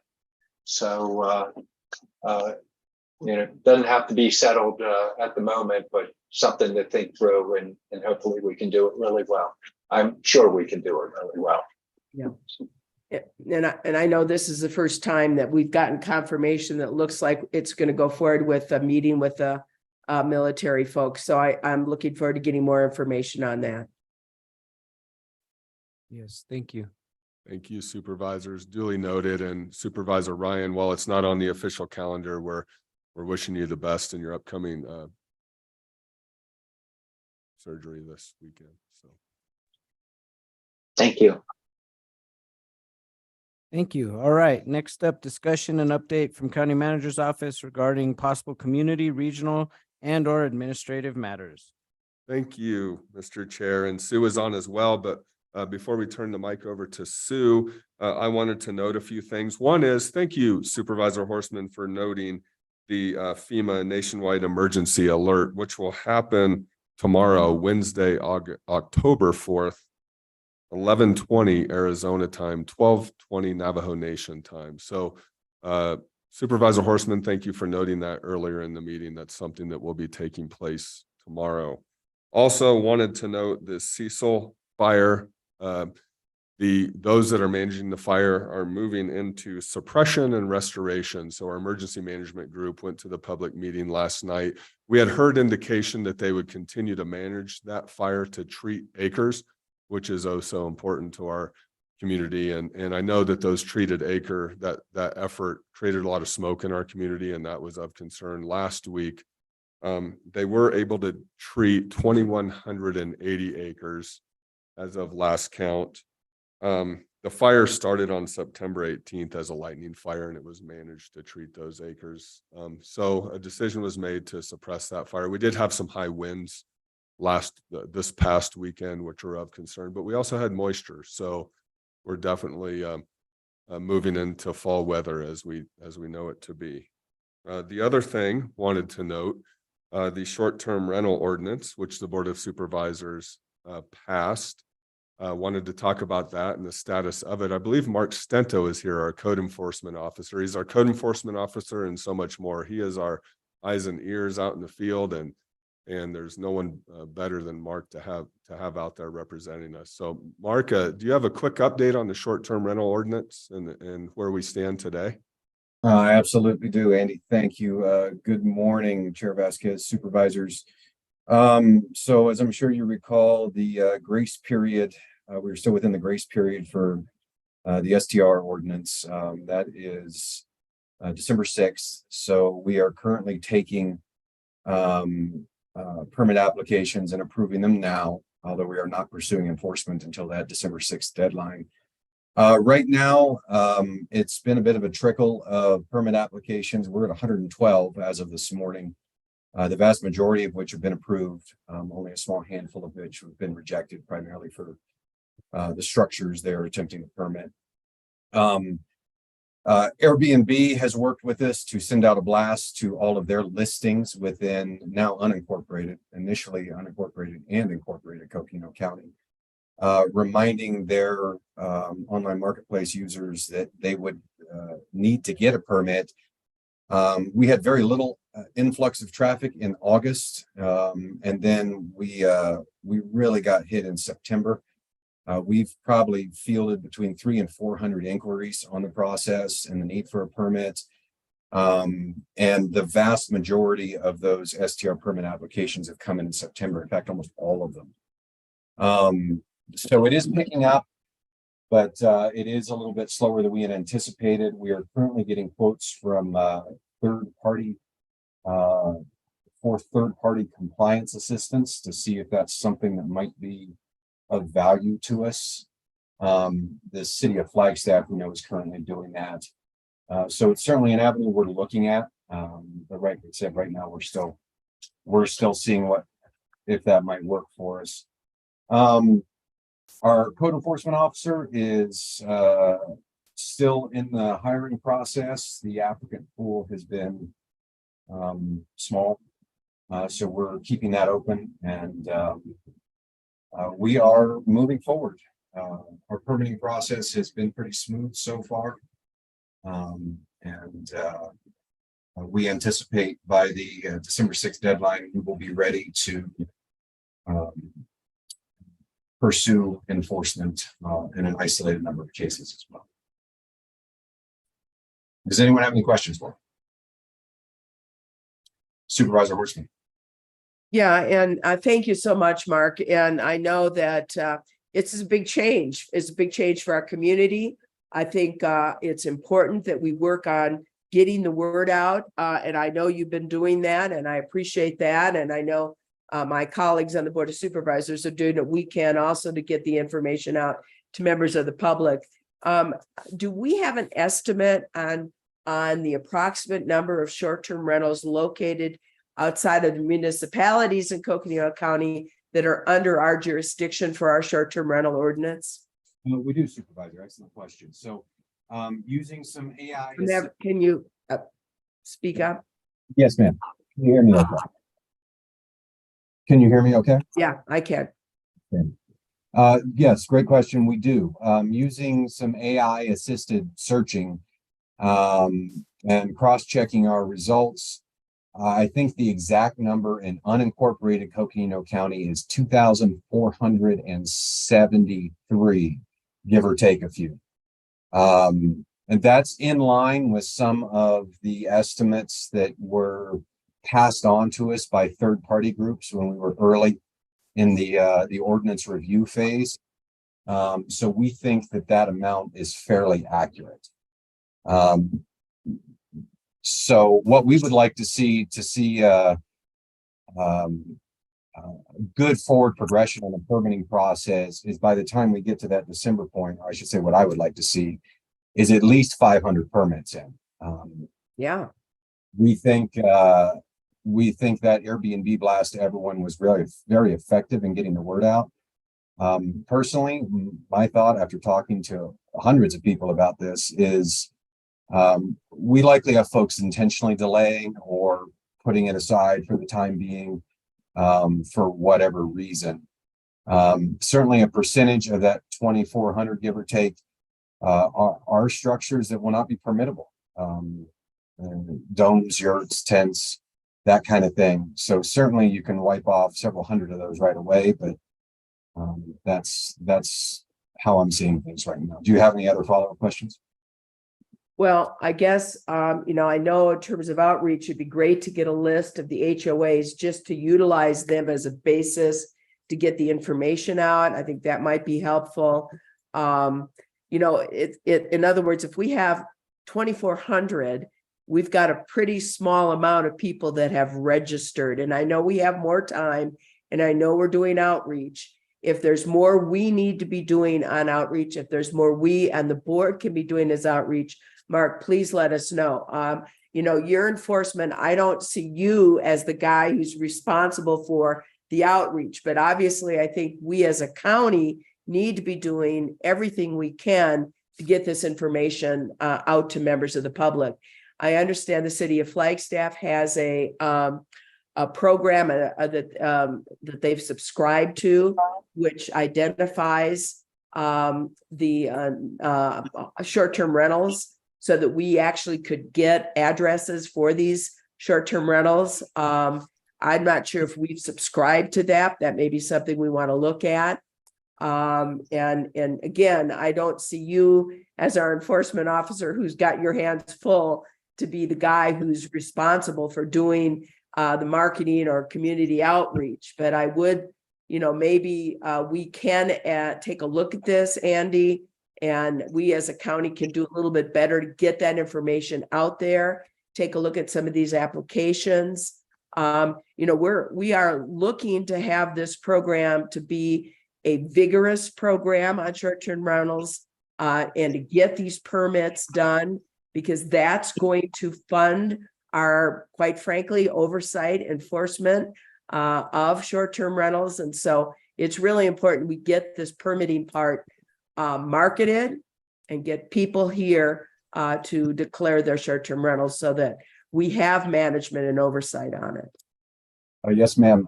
To clarify what I said earlier, we are currently getting quotes from third-party agencies like the city is using for that outreach process. So we are currently working on that. We think we're going to have those in by the end of the week. We agree regarding potential assistance for outreach. So we've been on top of that already. We've already reached out to HOAs as well. I've talked to quite a few already. So we are, I think we have a very realistic view of the landscape, and we are prepared to do everything we can to continue to get the word out. And Mark, we want to be part of that solution too. So please let us know. I know those trifolds are great, getting those out on social media sites, getting those out as handouts for events, things like that are going to be important, and we can play a part in that as well. Yes, ma'am. Are there any other questions or comments by board members? If I may. Sure. Supervisor Ryan.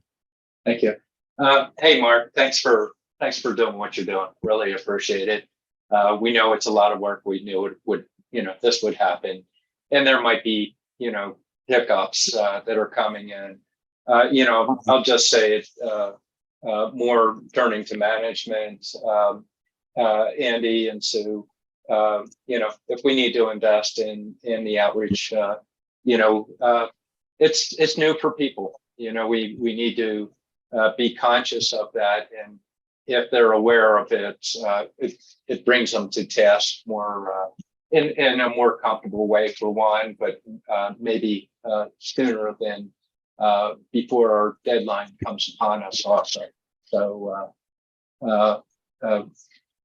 bolstering and reinforcing what Mark's doing and the rest, and others. Really appreciate it. So, no heavy questions, Mark. Just appreciate what you're doing. Thank you. Thanks. Thank you. I do have a question. As far as folks that you have, Airbnb, short-term rental folks that you have interacted with, what's been the reception to the new ordinance? Generally positive. I haven't had a lot of pushback. I'm, in my line of work, we deal with that on a regular basis. So we were certainly, didn't mind that, but it's been honestly fairly pleasant. I think, generally speaking, anecdotally, subjectively, other agencies, other jurisdictions have kind of set a precedent. A lot of the short-term rental owners are not new to this game, and at least the early registrations. And they seem to be well prepared for the process, have their documentation in order, and generally seem to think our process is less strenuous than other jurisdictions require. Certainly when we talk about out-of-state jurisdictions, we compare favorably in terms of ease of permitting. Great, thank you. Vice Chair Begay. Thank you, Chair. I just want to say that, I'm so glad that the board has taken this issue upon themselves, to really go out regarding the ordinance. I think it's a good ordinance, and I think, it's going to really benefit, part of the county. And I'm just really excited to see and hear that, it was fairly, receptive of people that were out there that have short-term rentals. So I just want to thank you, Mark, and others that have been really trying to work on this and make it happen. And so we do have the management and oversight, so I'm glad that, you're taking that upon yourself. Plus also Sue and also Andy and Steve, thank you so much for being there, and the rest of the board members. Thank you. Thank you, Vice Chair Begay. Are there any other questions or comments regarding short-term rental ordinance? No? All right, in that case, thank you for the update, and we look forward to hearing more about it soon. Thank you. Thank you, Mark. Really appreciate Just you. one more. If we could get some periodic updates just on where we are, this is a really important ordinance. And I know it's going to make, it's a big change. And quite frankly, it's a lot of work for Mark and community development and for Coconino County. And I think it's just great to have some ongoing updates on where we are, and it would be helpful. And when we do get the quotes back or proposals back for, some of these outside agencies to offer assistance, it'd be great to hear about it. Understood. I'll make that happen. Thank you, Mark. Really appreciate everything you're doing. Yes, ma'am. Thank you, Mark. Appreciate it. And thank you for providing that update on short-term rental. And we'll be following up as it takes effect in December. We'll utilize the time to ensure that we get as much compliance as we possibly can through the means that we need to implement through communications and otherwise. And while we're talking about community development, noteworthy items, the dark sky ordinance, it is posted on the website currently for public comment. It will be going to the Planning and Zoning Commission in November. So we'll add it to the board's planning calendar for December or January. So we're tracking with that and wanted to give a quick update as there's been some questions. So with that, I will turn it over to Sue Brown, who's joining us. And thank you, Sue, for continuing with the update. Thank you, Andy. Good morning, Mr. Chair, members of the board. Andy, if you don't mind, if Melissa Rondazzo has joined us in the boardroom, and that's the first order of business, if you don't mind, we'd like to introduce her. She is our new Director of Communications. I think you've all met her. Melissa, you want to say a few words? Sure, thank you.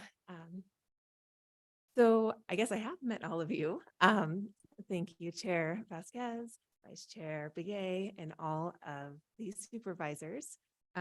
For those who haven't met me in the room, or if you're beyond this room, my name is Melissa Randazzo, and this is my second week as Communications Director here at Coconino County.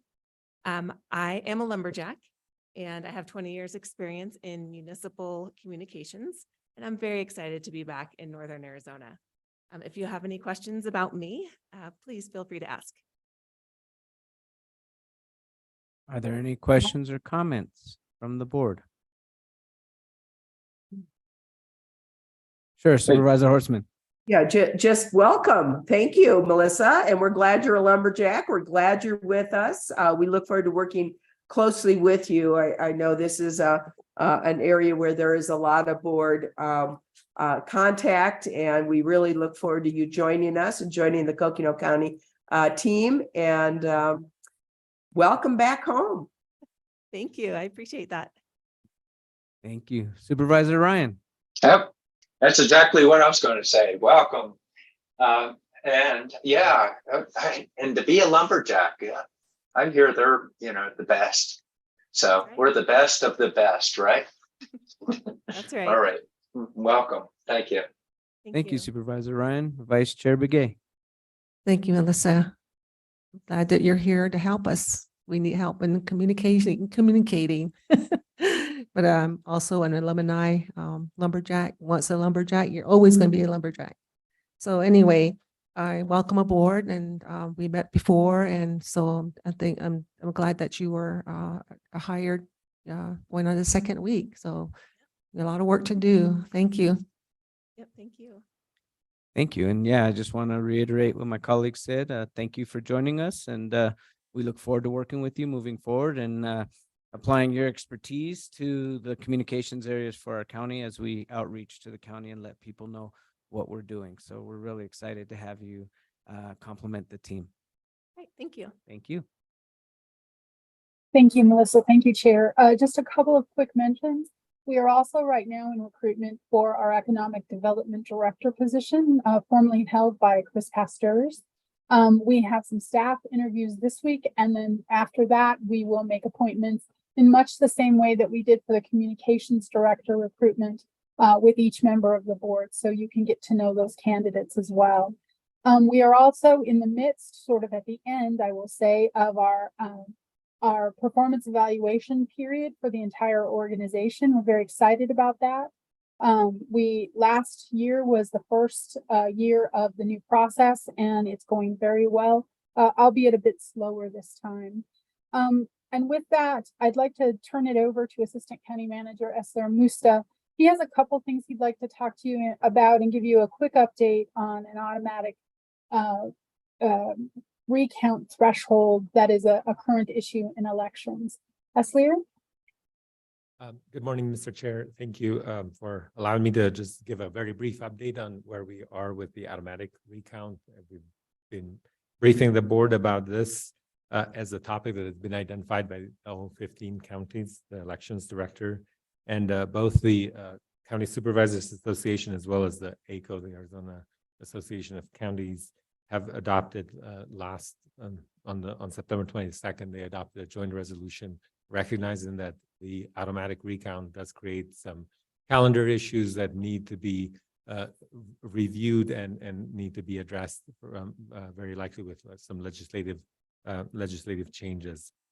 In the capacity of the Election Officials Association, we've been meeting with like different stakeholders, state legislators, the governor's office, the attorney general, as well as the Secretary of State's office to bring up this as an issue that needs to be addressed. Overall, everybody recognizes that this is not an issue that is a single county issue. It's an issue that belongs to all the counties, and it's not just a resource that we can't just throw more resources people. Like, it's just there are not enough calendar days to do the automatic recount as well as prepare for the elections and meet the statutory deadlines.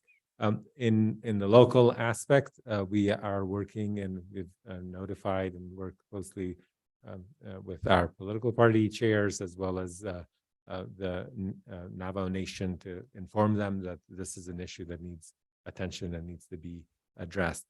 Right now, we're very much in the process of brainstorming some of the solutions. Some solutions are more technical and would free up a couple of days than kind of what they're calling onesie twosie solutions to speed up the process. And then there are some other solutions that probably would need a bigger and larger conversation, and will have a bigger impact on the dates for the election next year. So that's kind of the update on the automatic recount process and the legislative changes that are being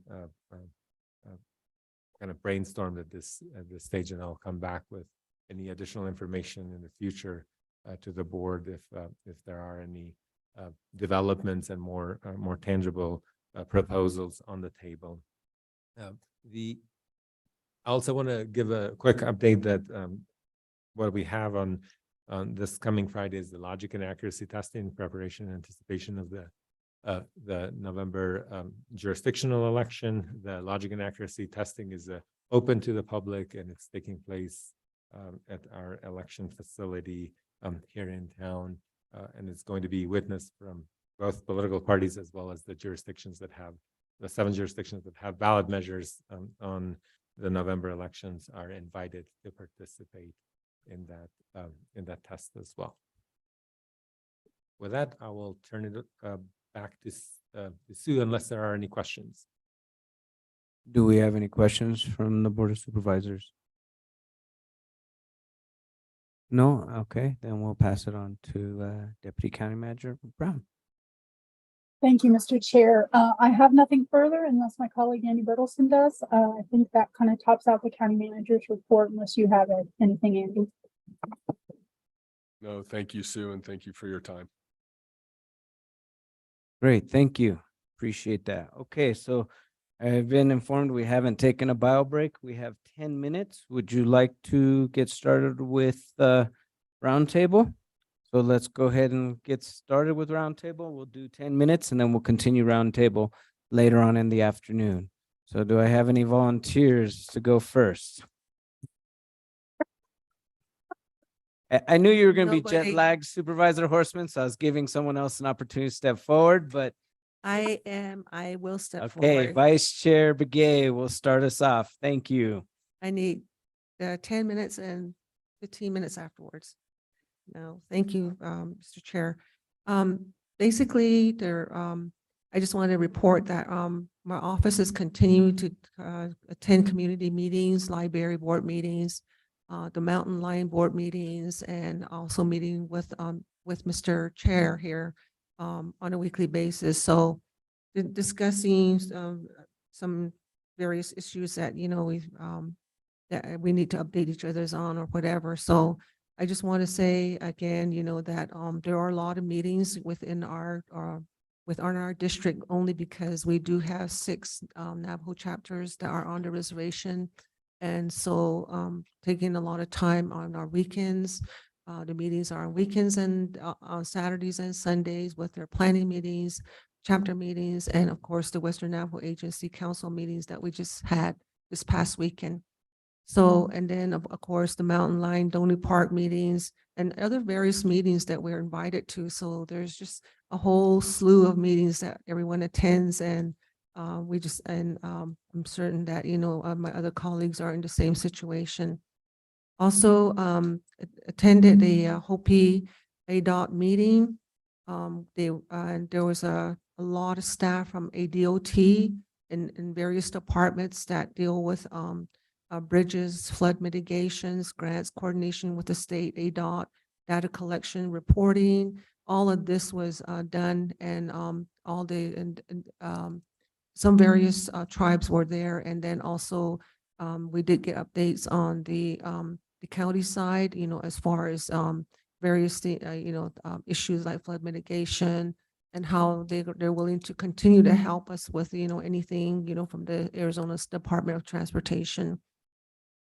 So we're also working with the re-entry of the indigenous tribal summit that happened, I believe about 2.5 months ago now at Twin Arrows. And we got together again just recently and we created a plan as to how we're going to get this project off the ground. So there was we decided to go ahead and have a vision mission statement, and then also we identified threw out some goals and objectives and basically outline, you know, what we really wanted to do, you know, in the area of housing, the people that are affected by the reentry, and then the treatments, and then how do we get them out there back and employed, and, you know, various the support that they need, you know, for reentry. And there's, you know, so those things is in a very draft form right now. So and I think this is something that is really needed here in Flagstaff. So we've been really involved with that. Also attended the National Tribal Department of Transportation Conference this past week. All those sessions were very, very long, and the topics that were like project development, grants available for tribal nations, improvement of transportation systems, met with the National Transportation Committee regarding 89, Orlando Teller, and other people that are up in the area. They came down from Washington, D.C., and we did still address a lot of our road needs, you know, really talking about 89. That's what we wanted to make sure. And then also road safeties, data collections for road safety infrastructure bill roundtables were done. So just basically, you know, throughout the 4 days that we were there, you know, it's a lot of meetings, a lot of breakout sessions. And so I'm glad that I did go, because it gave me a chance to really advocate for the county as a whole, you know, whether throughout the whole county. And then we also, this year we're having the Western Navajo Agency Fair, and we're not going to have a parade this year from what I understand, but we are going to have a booth over at the fair site. So we're going to have a booth there, and Supervisor Fowler and myself will have a booth there, just giving out information, you know, that we need to give out to the public out there. So we'll be there all day Friday, and I believe half a day Thursday. So that's our pretty much what we're planning on doing. We also, I know there's that shutdown that people were talking about, but, you know, we're faced with that every single year. And as a county, are we prepared for anything, you know, in case, you know, that does actually happen? We're fortunate that to this day, you know, we haven't encountered that yet, but, you know, I think we really need to focus, you know, to as a county to see if it really does happen, where are we going to be at? So that's just something that I wanted to bring up. But all in all, you know, we have a lot of schedule as read, you know, by administration here. And certainly we're going to be putting everything into our own schedule plus their schedule together. You know, sometimes it's long days, 7 days a week, but, you know, enjoy every bit of it. So thank you. And my job is really to advocate for the people out there in the communities, and, you know, to get them to be exposed to information that's very beneficial to them. So thank you so much. Thank you, Vice Chair Begay. Supervisor Ryan. Yeah, I could be pretty quick. I've been pretty much gone. I was out on a trip for 2 weeks. In the meantime, while that was occurring, Gregory gave a pretty good update of what's going on legislatively with one of our proposals. He can cover that, and we can catch up on that a little bit later on, other than, you know, it's moving in a good direction in terms of continued discussions. And the one piece that I really wanted to bring up, we mentioned a little bit last week, is we got together with different running groups and bicycle groups that were concerned about the accident that occurred.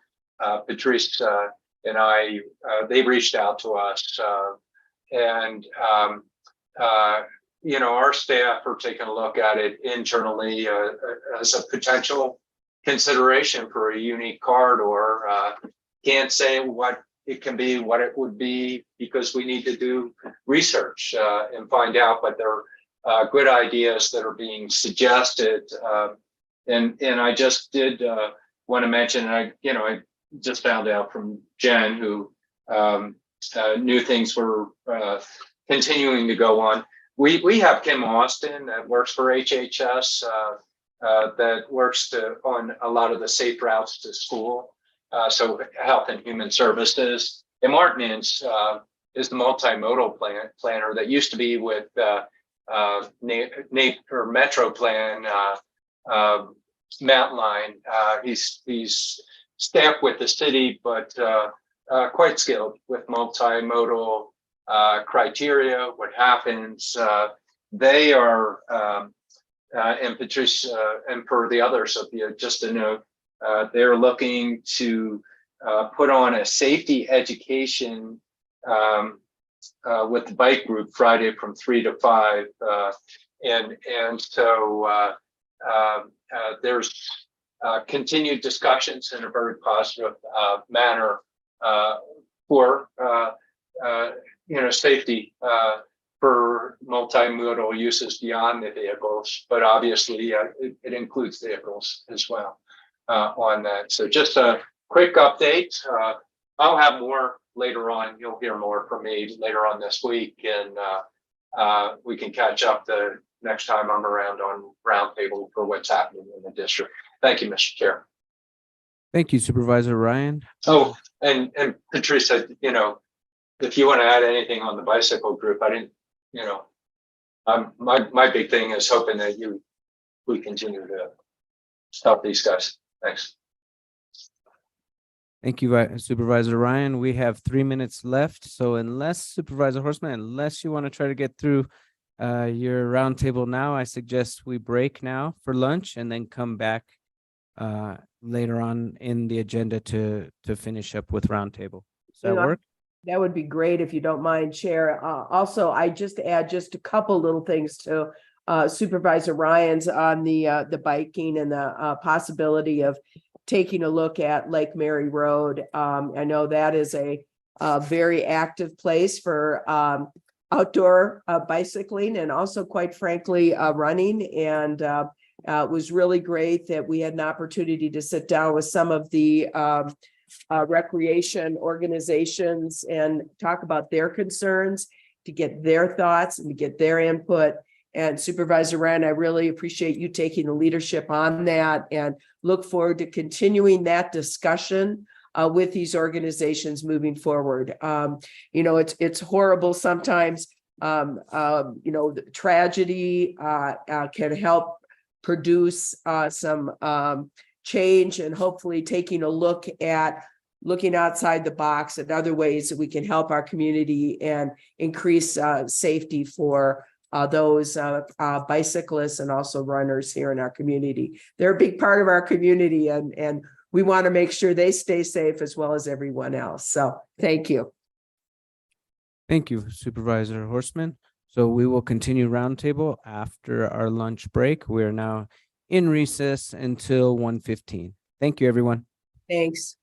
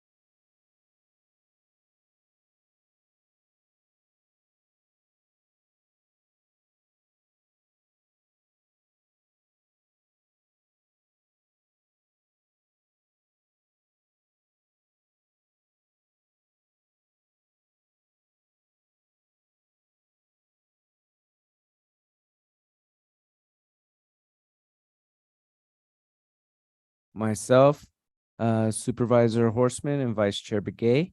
And so in order to respect everybody's time, we're going to go ahead and get started with the next item, which is a discussion and update regarding state and federal legislative and administrative matters, including a review and discussion of the County Supervisors Association's legislative proposals and summit. I'll pass it over to the county manager's office. Chair, if we can, are we going to Yes. follow on roundtable, or are we going to hold off on roundtable until the end?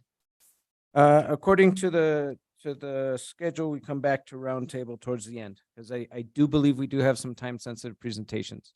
Well, then we better go forward. Yes. Thank you. Thank you, Mr. Chair, members of the board, and thank you for your understanding. We have Gregory Nelson and Keith Breckus here for the next item, and that's to talk about our state and federal legislative and administrative matters and review and discussion of the County Supervisors Association legislative proposals, as well as the summit planning, the legislative summit that will take place next week. Also, Gregory and Keith just today are monitoring some of the federal activities with the Speaker of the House actions being taken. And so they're going to give us an update on everything legislative, whether it be federal or state, with the majority of the time being taken to discuss the state legislative proposals.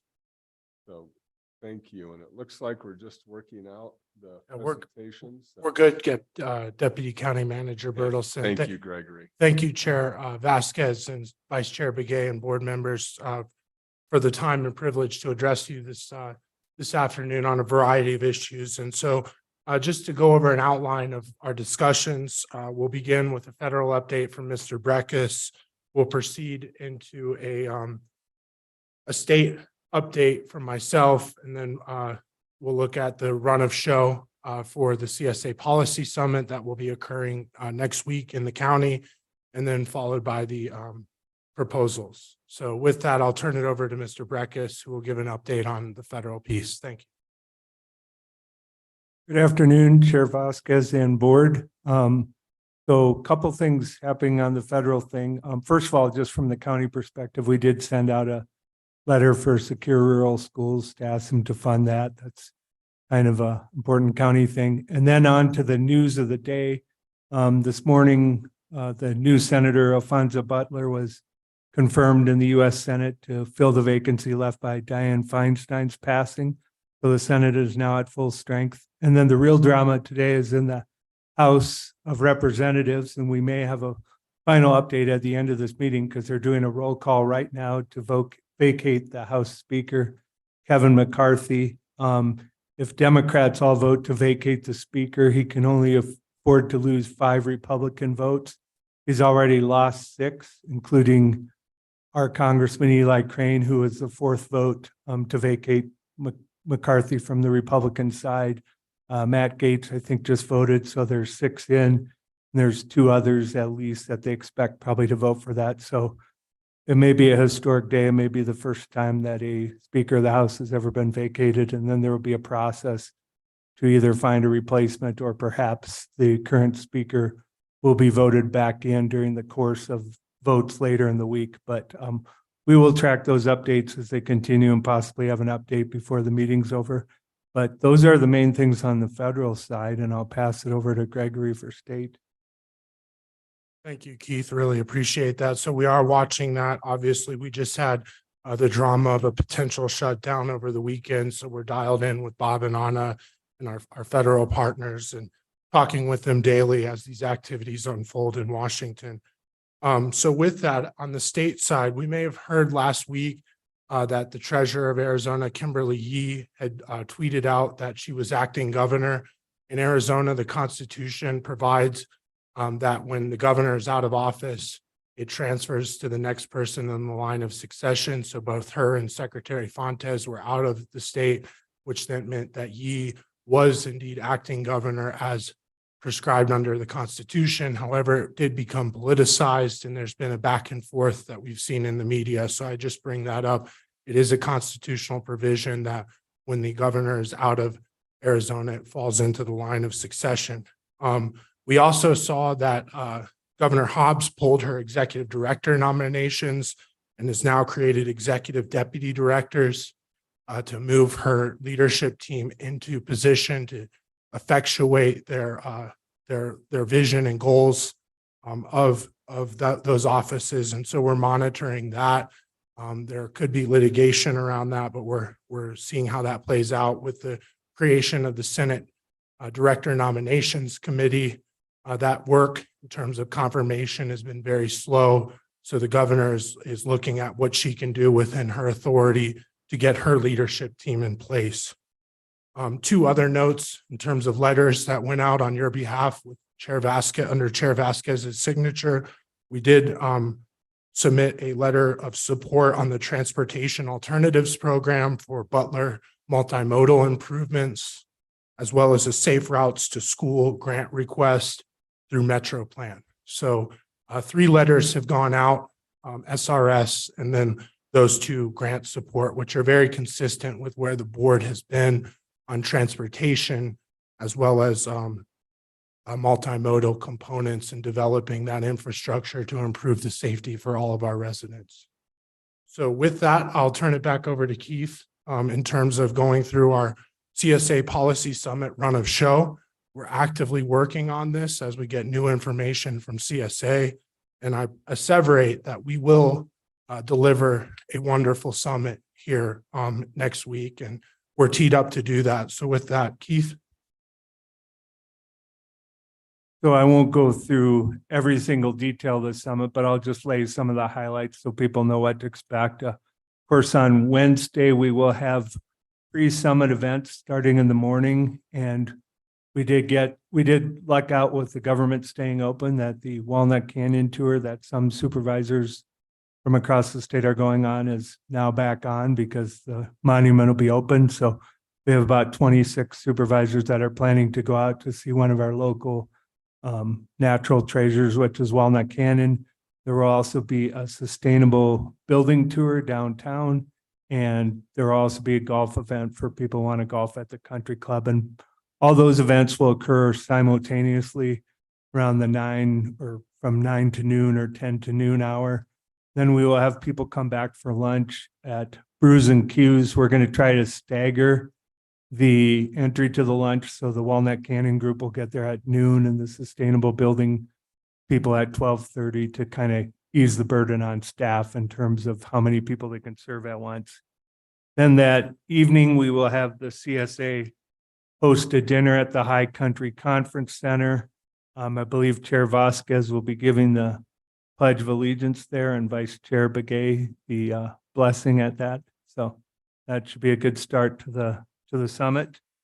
On Thursday, we have a full day. That's the day that we'll do some of the policy activities, looking over the CSA proposals and the county proposals, which Gregory will go over in more detail right after I'm done here.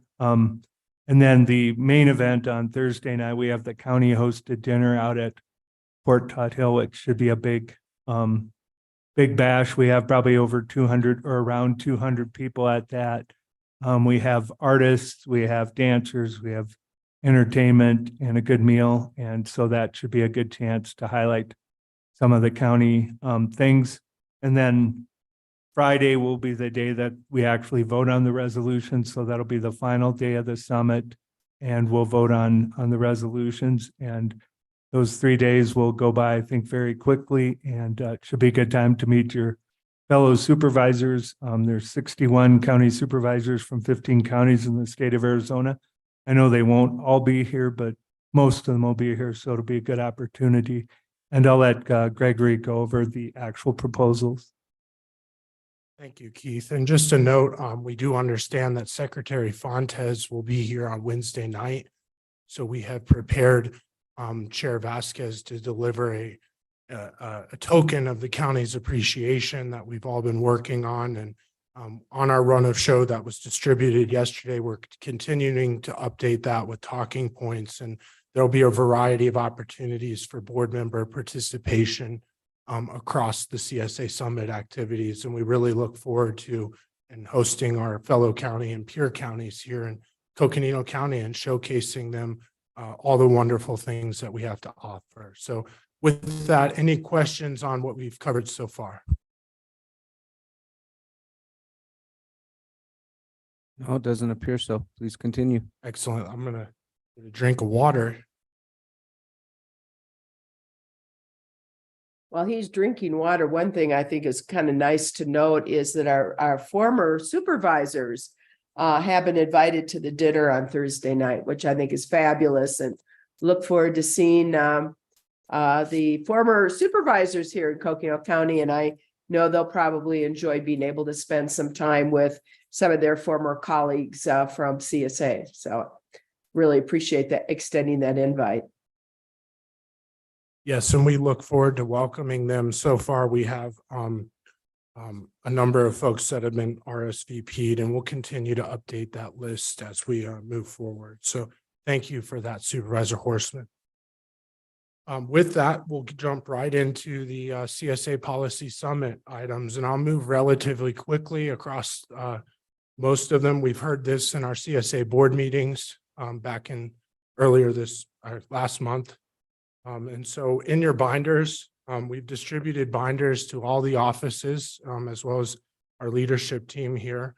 And you'll notice that we start with the JLBC September fiscal highlights, the CSA Summit Guide and Agenda, and then the county proposals at a glance. And so that's what I will put up here on the screen. Give me one moment.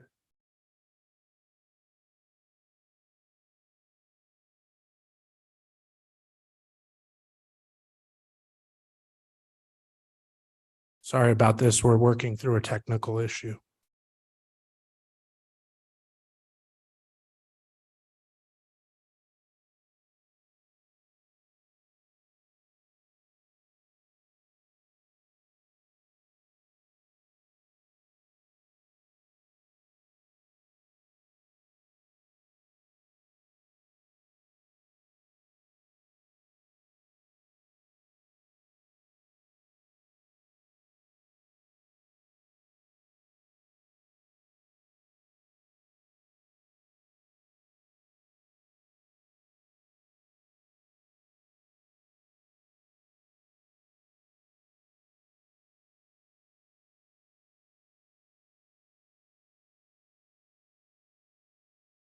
For the sake of this, I'll proceed and not share my screen, but hopefully everyone has their binders.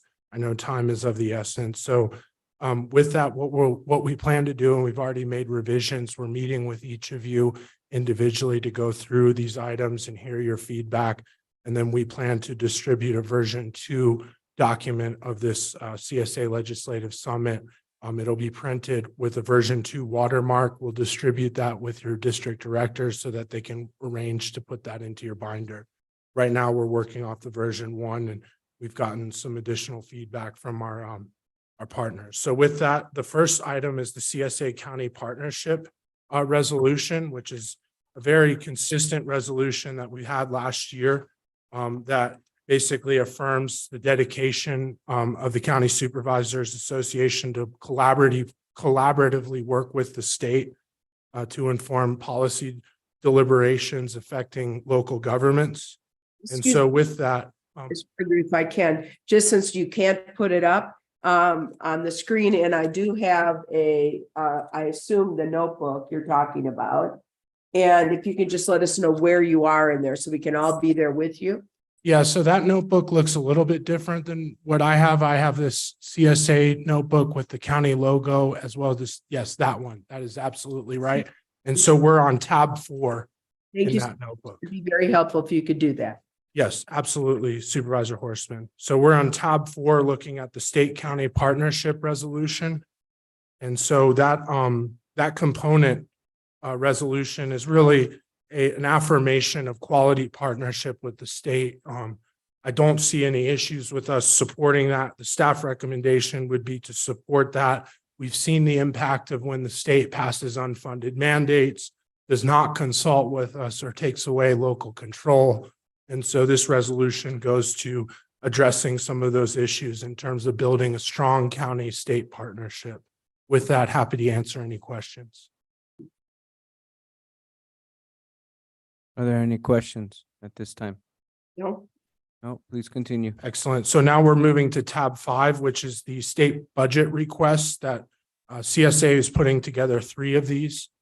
This is the ADJC, Arizona Department of Juvenile Corrections fee. This is to propose to eliminate that. Maricopa County is the last county in the state to continue to bear that state cost shift. It was eliminated for us back in 2019. And then last year for Pima County, leaving Maricopa. So as a matter of good 15 county policy, not shifting state obligations onto county general funds, we recommend that we would support that. Happy to answer any questions. Any questions? Nope. No questions at this time. Please continue. Thank you, Chair Vasquez and board members, Vice Chair Begay. The next one, tab 6, which is the state budget request probation salary backfill. And this is a request from CSA to support the administrative office of the court's request for an $8.7 million ongoing contribution to fund probation officer county raises authorized above the state's pre-authorized amount. So when county probation officers receive county raises, then there's a gap between the state funded positions. And so this amount of funds would fill that gap, and it's consistent with where they've been in terms of trying to address some of the recruitment and retention issues in probation. And so with that, in checking with our chief probation officer and evaluating the proposal, we recommend support. Happy to answer any questions. Again, no questions at this time. Thank you. Excellent. Thank you, Chair Vasquez and board members. It looks like we still can't share here. That's okay. Moving on, the next state is the state budget request. That is the flexibility language request. This is a proposal to continue session law, meaning it has to be renewed each budget. That gives counties under 250,000 in population the ability to use any revenue source up to 1.25 million for any purpose. It does not apply to the large counties, only us and those below 250,000. We would recommend supporting this. This tool has been incredibly important to our budgeting purposes. We've used jail district funds to help offset the cost of PSPRS, as well as the sheriff's infrastructure and IT needs within their department. And so it's using public safety funds with the public safety nexus. And that's a real critically important point for us as we deploy this flexibility. We've also used it during the COVID pandemic when we faced uncertainty with our general fund. And so just noting that each year there's discussion of removing this authority from our tools and our toolbox, and yet we continue to advocate for it. There are indications that ATRA has its sights set on this. And that was what we heard going into last legislative session, and it was continued for FY24. So CSA is putting that forward for FY25, and it's a flexibility tool to give you more tools in your budgeting. Happy to answer any questions. No questions at this time. Please continue. Excellent. Thank you, Chair Vasquez. Moving on, we have a broadband resolution urging state leaders to leverage historic resources and regional and tribal partnerships to complete critical infrastructure needed for statewide access to broadband. We've seen this resolution in the past. Staff recommendation would be to support. We are building out some talking points beyond what's there. And we are actively engaged with both the governor's office, working in partnership with IT, as well as Director Fowler on getting some feedback down on the latest ACA request for feedback on the BEAD grant. So with that, happy to answer any questions. No questions at this time. Please continue. Excellent. Thank you, Chair Vasquez. The next one is a transportation resolution. Again, we've seen this many times over the years at CSA. It's urging the state to maximize the drawdown of federal resources and long-term funding to support the state and transportation infrastructure. We would recommend support. Some of our talking points that we've created is that, just drawing down federal resources does not solve the systemic funding issue that is present within the Highway User Revenue Fund. We need to address that, especially as vehicles have become more efficient. Vehicles are traveling further miles with burning less fuel. We have alternative fuel vehicles that aren't paying into the system. And so we've really teed up Chair Vasquez to deliver some discussion points on that, as he does serve as lead for transportation for the county. And so we've directed those talking points for the chair. Happy to answer any questions. No questions at this time. I'll just make a comment. I'm looking forward to delivering those comments at the RTAC Summit in a couple weeks. Thank you. Thank you, Chair. And you'll also have the opportunity here at this summit. So the next resolution is a public safety pensions resolution, which urges the PSPRS Board of Trustees to continue making responsible changes to the plan and requesting state lawmakers to exercise restraint in enacting policies that increase costs in the system. Obviously, this is an issue near and dear to the board's heart. We've made significant investments of resources to pay down the unfunded liability for Coconino County and honor the commitment that was made to our public servants in uniform. And so we've prepared some talking points to that effect in terms of your investments and wise fiscal management that you've implemented to pay down our liability. However, there are concerns that there are members at the legislature that may seek to increase costs to the system, eroding some of the good work that has been done to pay down that liability and honor those commitments.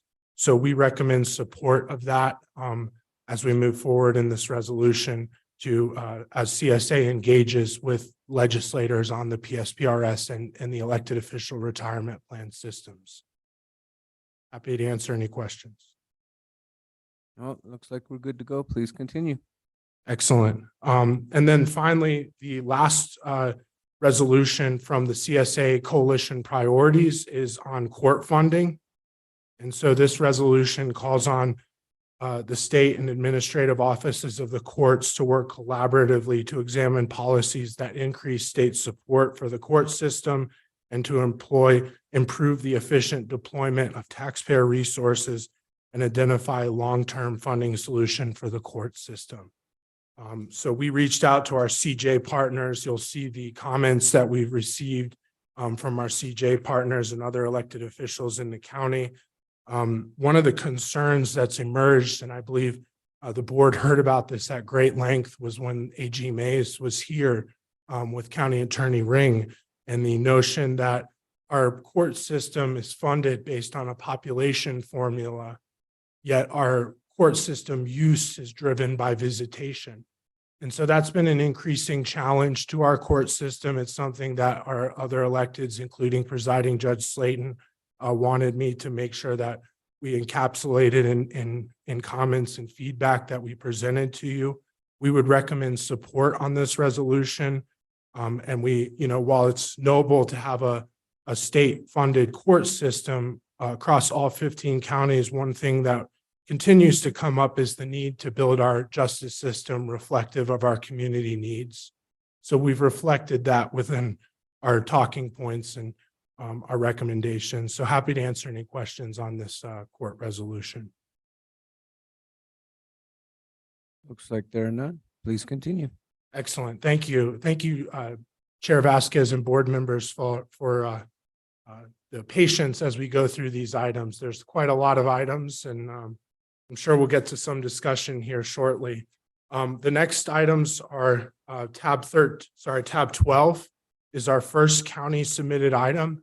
As you know, in the county policy roadmap development process, all counties can submit into CSA for consideration by the membership to advance policy ideas as part of the coalition's legislative agenda. So that's the first component that we're looking at from Pima County. And this will seem, very familiar, as this was submitted last year by Pima County into the CSA summit that was held in Pima and Santa Cruz County. So this one is to permit the publication of bid notices on a county website and include the electronic registration of vendors interested in possibly bidding This would take the requirement out of the newspaper, publication in the newspaper.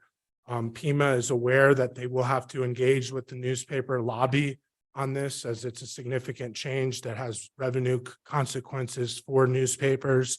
But both in reaching out to our finance department as well as our clerk of the board's office, they noted that it is good common sense reform to increase our efficiency and deliver our services in a better way, as you know, utilizing technology to do business, and then that we can reach larger audiences through electronic noticing. So we would recommend support as a staff recommendation. Happy to answer any questions. Questions?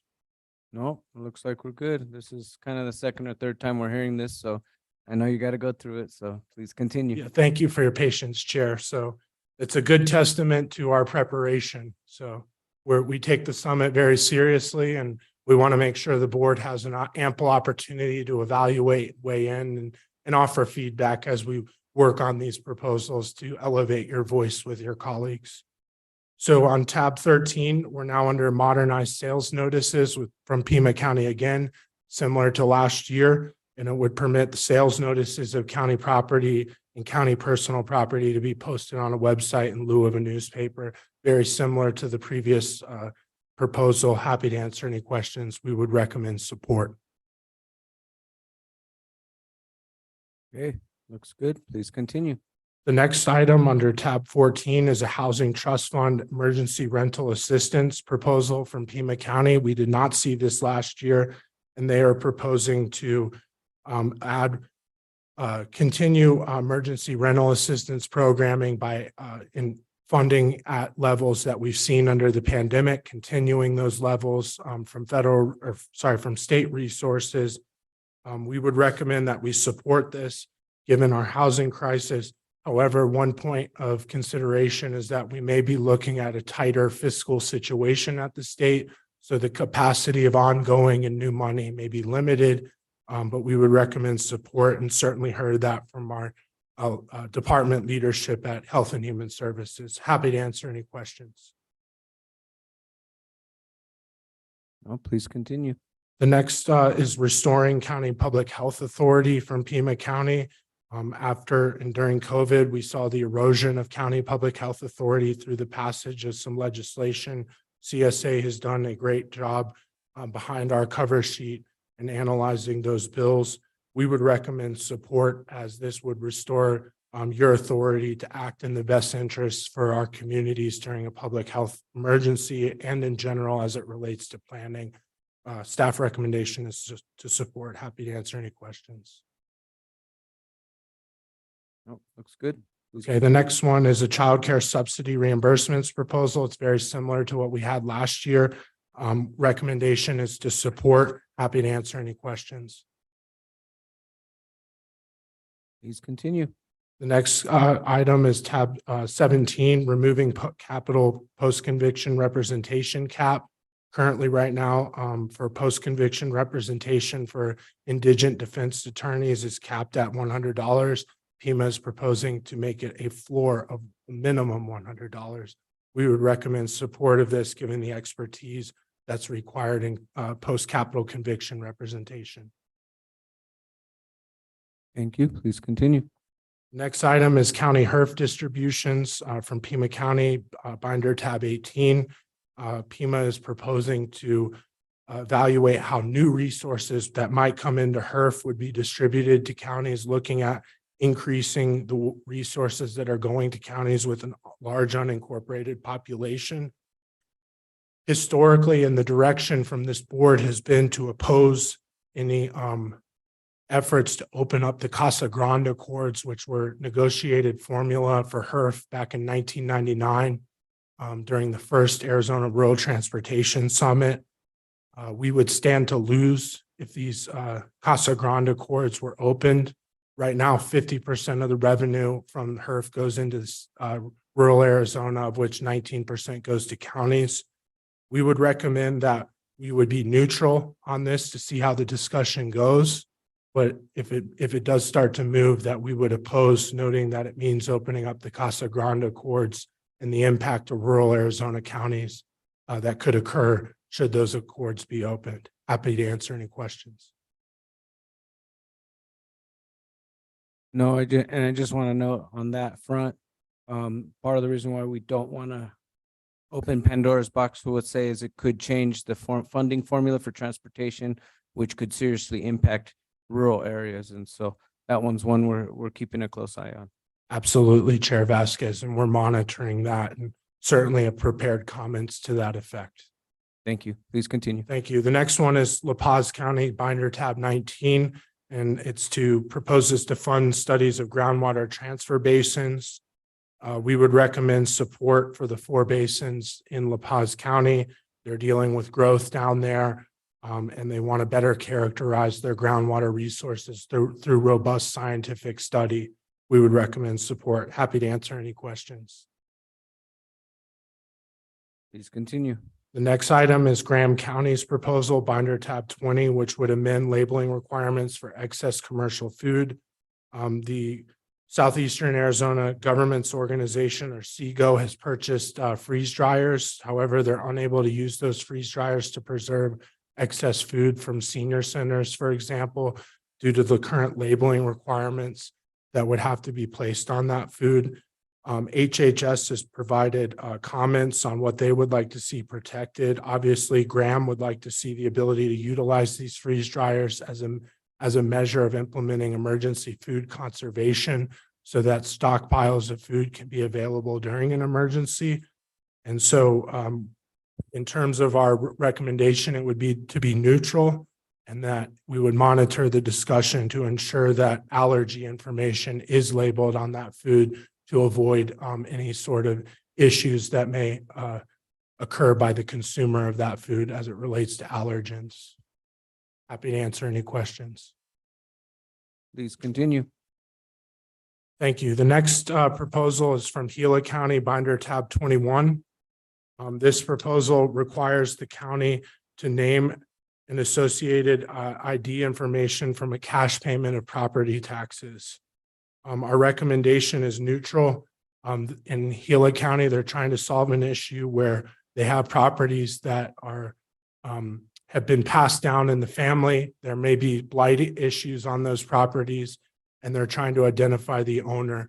But as we found out, is that cash payment of property taxes, IDing those people, we don't always have the owner paying the taxes. So there's some concerns about that from our treasurer's office. There's also some concerns about whether it would solve the problem that it's intended to solve. We would recommend neutral. Happy to answer any questions. No, I think we're okay. Please continue. The next item is from Gila County, Binder tab 22, streamline locality purchase of state land.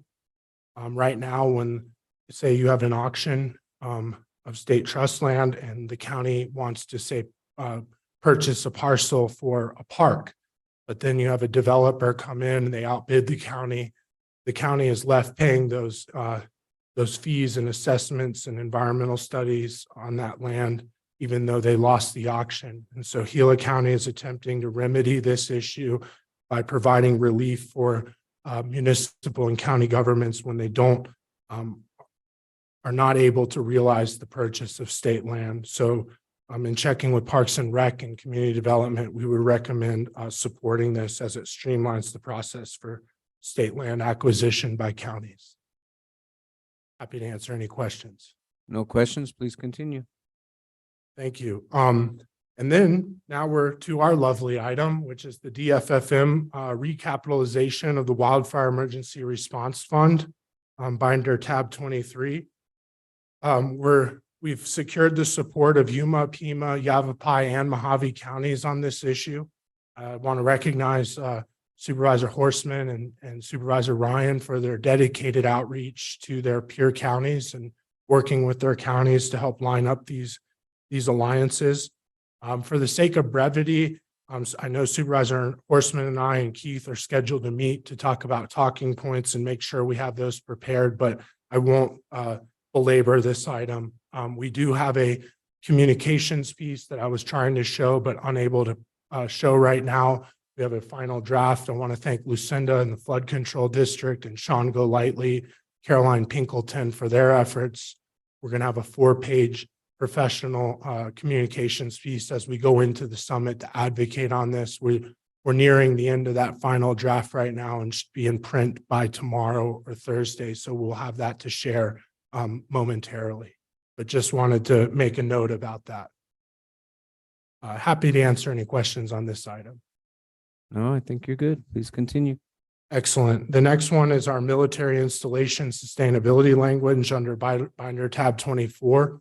Last week, we were working with the Navy Regional Environmental Coordinator, who serves as the lead public agency to review policy proposals for the other branches of service. We had thought we were reaching concurrence by all branches as we modified definitions to ensure that we would have no negative impact on our military airfields and the protections that they have under Title 28. And so with that, we got to a point where we had concurrence from the Army, but not the Air Force. And so the Army is now going to the Secretary of Defense's office to seek a review of our proposal to see if it aligns with their policy direction. We've pulled our item out of the summit, given that there just wasn't enough time to fully vet the stakeholders' concerns and work through the military processes. We are hopeful, though, that we've educated DOD. DOD's Regional Environmental Coordinator for the Navy has noted that they were unaware of this issue. So the leadership of this board to bring this item forward has already helped to inform our partners at the Department of Defense. And so we hope that as we move forward, that DOD will begin to take initiative of this conversation and that we can act as a supporting partner with our installations in our community and tell the story of what we've done to try to protect our installations and advocate for a statewide solution as it relates to notifications of National Guard, Navy, and Army facilities. So with that, happy to answer any questions. Vice Chair Begay. Yeah, thank you for the presentation, Ethan. I was gonna ask about, you stated that it was pulled and because of some concerns, what are? So in early 2000s, sorry, Chair Vasquez, Vice Chair Begay, in early 2000s, the military airfields in Maricopa County and Pima County and were facing development challenges of possible incompatible development adjacent to their fence lines. And so they worked through a process with stakeholders to develop, at the time, some of the most innovative protections in state statute across the nation to set development standards as it relates to noise levels from those military airfields. As you can imagine, jet aircraft, military aircraft produce tremendous amount of noise. When you start having a development adjacent to those fence lines, people start getting concerned about their, health and safety, as well as their ability to enjoy their property. So the installations, particularly in military fields, airfields, were concerned that us going in to look at our Title 11 and the city's Title 9 as it relates to notification could impact their protections.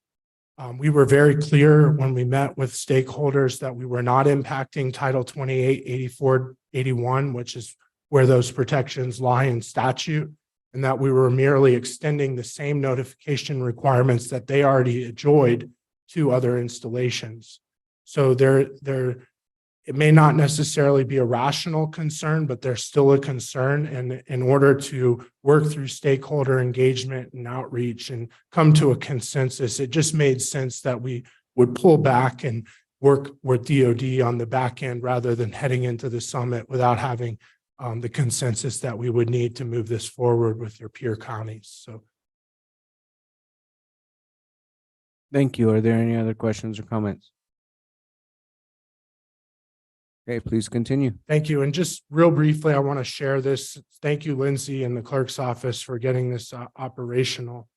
I want to share my screen here and show you the work that we've been working on. So just want to show this to you. So Lucinda and her team and Wes and everyone's been at the table going through this. We'll have a full mock-up for you to review, but you can see the advocacy piece that we're putting together. And I point out to the quote at the bottom on the right, an ounce of prevention is worth 1 pound of a cure, but we still need the cure. So it complements our restoration activities and then investing in response and resilience. And so just showing you that we do have this teed up for next week as we advocate with your colleagues. If I can, Mr. Chair. Yes, Supervisor Horstman. And thanks for that. And I heard you were working on it, but it's really great to see this. Obviously DFFM wildfire emergency response funding has been critical to Coconino County, but to other counties in Arizona as well. And certainly a funding that we need going forward. And I know we've had an opportunity to talk with some of our colleagues in other counties, also the governor's office on this. And so I'm very pleased that this is being brought forward to CSA. And also this looks like a really great brochure. The question I have is, we have solicited the support of others from other counties. Do we, and I haven't had a chance really to look at it, is this real Coconino County centric, or are we trying to bring in the DFFM funding for other counties as well? Chair Vasquez, Supervisor Horstman, in the interest of time, we've managed so that we branded under Coconino County so that we don't have to go through a lengthy process and getting blessings on this. However, you see here, for example, the Wildfire Emergency Response Fund has benefited a majority of Arizona counties, and we have a graph showing that, as well as some statistics and quotes from Gila County as well up here in the top. You can see my cursor. So we've really tried to broaden the advocacy with this beyond Coconino. We've talked about, for example, we have some statistics here as it relates to the state, but we've really tried to brand as a county advocacy piece so that we can deploy and be nimble as we move forward, because getting concurrence on that could take quite a lot of time. And that's great. I know that when we were meeting with the other supervisors from the other counties, certainly Coconino County has very much received benefit from this, but so have other counties. And we've really tried to emphasize that this isn't just a fund for Coconino County, if you will. So that's great. I'm really glad. This is really cool that you've done this, and I look forward to getting my hands on the final copy.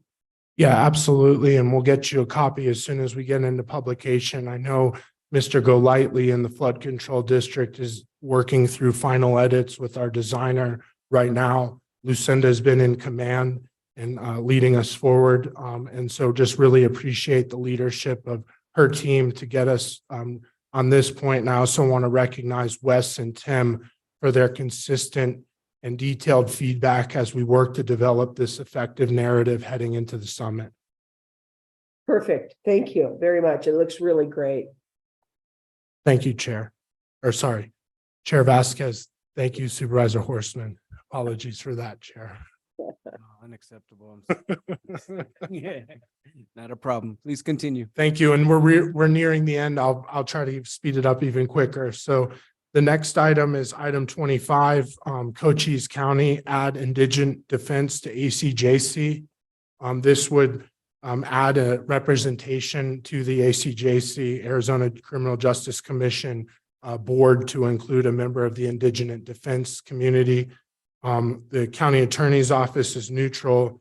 The legal and public defenders support this, and we would recommend support as it adds that voice and component to that group, so that it builds out the full voice of the criminal justice system. With that, happy to answer any questions. No questions at this time. Please continue. And then the last item that you guys will have up for discussion is the CSA research plan, and this is under tab 26. So they're going to bring to you a variety of proposed research activities on detention staffing, procurement, indigent defense, alternatives to court-generated revenues, and superior court funding. all of which they'll be trying to leverage the Regents grant, which has been highly effective in the public safety recruitment and retention study that's going on right now that are involved in our three major state universities that CSA is spearheading in terms of bettering our recruitment and retention in our public safety agencies. And so with that, we would recommend that what CSA is proposing is a robust and highly executed research plan, and under the leadership of Vanessa with her promotion to director of that branch in CSA, they're really upping the game in terms of effective policy research and finding creative solutions to funding issues and solutions that are confronting all of our counties. So that's what this tab is about. Happy to answer any questions. No questions, but I just wanted to say that it was interesting at CSA that they mentioned Coconino County and your team in particular of some of the research that's been done. So good job. Thank you, Chair Vasquez. We appreciate that recognition, and we want to be a strong partner with CSA. It helps elevate your voice down at the Capitol. It gets our perspectives out there, and anything we can do to help facilitate that. It's a team effort. It involves everyone from the manager's office to the attorney to the impacted departments to our other elected officials. And so I just want to recognize how robust Coconino County's department leadership and elected officials are in getting us this feedback as subject matter experts. So we couldn't do that response if it wasn't for the excellent county staff that we have here. And probably worth mentioning too, the incredible job that Supervisor Matt Ryan has done as our representative down there, and as the alternate trying to learn from him. I mean, it's a tremendous amount of effort, tremendous amount of work. So to you, Keith and Gregory, and to the team, great job. And really, we need to also acknowledge the tremendous effort and work that's been done by Supervisor Ryan to advocate on our county's behalf. So thanks. Absolutely. Yes. Thank you. Chair Vasquez, board members, that brings me to the conclusion of what I have for CSA. Unless Keith wants to fill us in on the federal side, we have things churning in DC. I can tell you that my Apple Watch is ringing off my wrist because something's going on back there. Yeah, so after 269 days of tenure, Kevin McCarthy has been ousted, at least for now, as Speaker of the House. It was a 216 to 208 vote. 8 Republicans voted with the 208 Democrats. Among those 8 Republicans were 2 in the Arizona delegation. Andy Biggs and our Congressman Eli Crane were among those 8.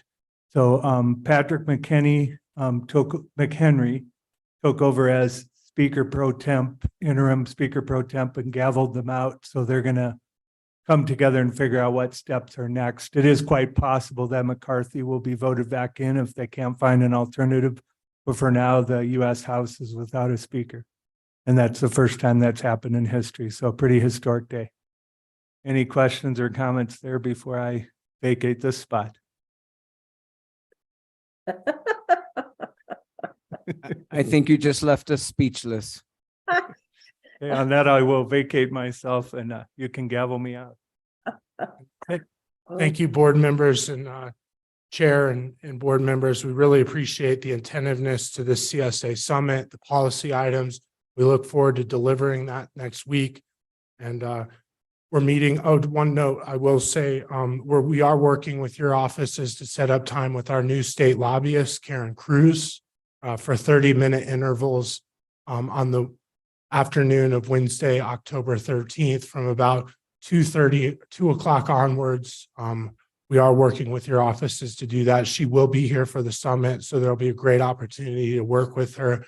You may be familiar with her. She worked for Mountain Line. She works for Mountain Line as well as Metro Plan and represents those organizations down at the state capitol. With that, happy to answer any questions. I think we're good. Thank you. Thank you. All right, thank you. On the items, the next item to discuss is some recommendations for to go into executive session. But before we do that, I think it's probably appropriate that we finish roundtable since Supervisor Horseman and myself have to go, and then we'll go into executive session. Does that sound good, folks? Yeah, okay. Supervisor Horseman, floor is yours. Well, let me find it. So there you go. Well, I was able to take some a vacation and some time away in the mother country of Ireland, which was wonderful. But before leaving, it was very busy here in Coconino County, as it always is. And I sit on the Criminal Justice Coordinating Council Board on behalf of the Board of Supervisors. And CJCC had their half-day retreat, very well attended. Supervisor Lena Fowler also sits on that board, and we participated with our criminal justice colleagues from across Coconino County, and also some of the judges from the city of Flagstaff to talk about where we are, where we're going in the whole criminal justice field. And so that was a good day, and look forward to continuing to serve Coconino County on that board. Also, as you know, I sit on the Rural Groundwater Management Working Group.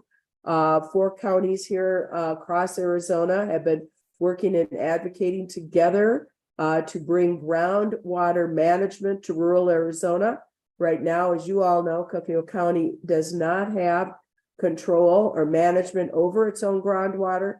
We as a board face that all the time when we're trying to make development and zoning decisions. We cannot look to the underlying water. And so we've been working, coordinating our efforts to try to bring legislation to reform the 1980 Groundwater Act to allow rural groundwater management. As you know, members of the board, we passed a resolution unanimously many times to bring groundwater management to the state legislature. We have not gotten anywhere with the state legislature. And so the 4 counties and myself and some of the affected mayors from these counties met with Governor Hobbs just before, I guess it was about 10 days ago, to ask that if we are not successful working with the legislature to bring groundwater management back and for a vote, to ask Governor Hobbs to consider taking executive action to allow us decision-making over our groundwater. So it was a very successful meeting with the governor. She was extremely receptive to assisting us. As you all know, water and groundwater management is high on her list for priorities in her tenure as governor. Also attended the NAU community luncheon with the new NAU, not new anymore, is he? But the NAU president, who had updated us on what was happening there at many of our alma maters, NAU, including updating us on the medical college that is being proposed to be brought here at NAU here in Flagstaff, which I think is extremely exciting proposition. Also took part with a number of my co-residents in this area in the Fort Valley Comprehensive Plan, meeting with Melissa Shaw and the county folks on getting input for our comprehensive plan here in Coconino County. I know that these planning are going on all across Coconino County. I'm sure then a number of my colleagues on the board have also been attending these in their areas. So important process, and the members of our community, please take part, please be heard. Please join us on the development of our comprehensive plan. And then last but not least, I was received word from Secretary of the Interior, Deb Haaland, that I have been appointed to the Arizona Resource Advisory Council, advising the Bureau of Land Management here in Arizona. Here in Arizona, we have 48 million acres of BLM land. I think, as we all know, it's important for us here in Coconino County, which is 87% public lands. It's important for us here in Coconino County to have a seat at the public lands table. So I'm very pleased on this appointment, and I look forward to representing Coconino County and my colleagues on the Board of Supervisors working on this advisory council. And there's probably some other things, but those were the highlights, and it's somewhat good to be back. And I'm looking forward to hitting the ground running. It looks like we're going to have a busy time between now and the first of the year. So thank you for that, Chair. Thank you, Supervisor Horstman. All right, so I guess that's my turn to do my report on District 2 / Chair Report. The main thing as being chair, I've been starting to have meetings with elected officials in my new role and just reaching out to them to identify areas of collaboration and areas of support, and just embracing the new role that I've taken. I've so far met with Constable Danny Thomas, Sheriff Jim Driscoll, Recorder Patty Hansen, and Assessor Armando Reese.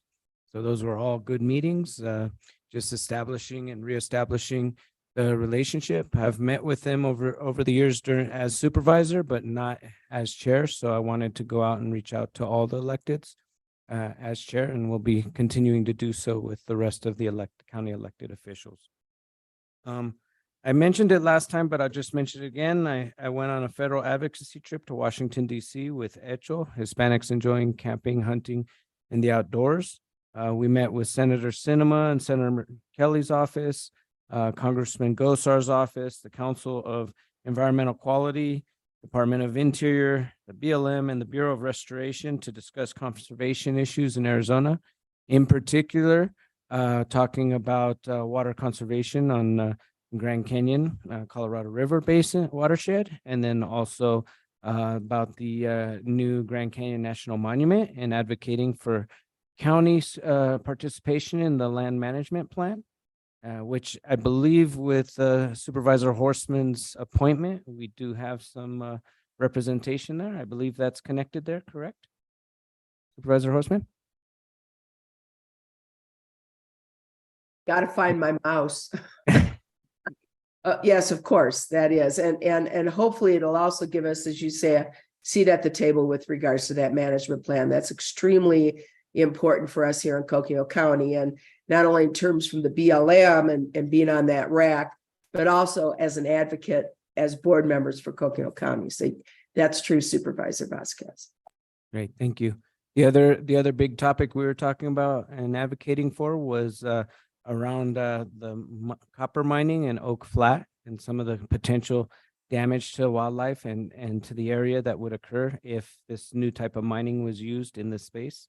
And I learned something new. Apparently this mining style would create a crater 2 miles in diameter in the area of Oak Flat as a result of this mining. And so we were advocating for our congressional delegation to not support this mine because it's a foreign-owned mine by China, and it gives our copper resources to a foreign entity. So on top of that, I've also been involved with 2 different NACO committees that I sit on nationally, the Transportation Policy Steering Committee, and I participated in my first meeting and just kind of got oriented on that national level on transportation. And then I'm also on the Immigration Reform Task Force. And so we got updates on what's happening on the border and how different government agencies such as Homeland Security and Border Patrol are dealing with the crisis at the border at this time. So there is an act that's coming through called, we got a discussion about the Dignity Act, House Resolution 3599 from Representative Veronica Escobar's office, Democrat from Texas. Talking about a potential solution for immigrants that are already here with a pathway to citizenship. It's still early in the discussions, but it was good to get an initial preview of what's going on.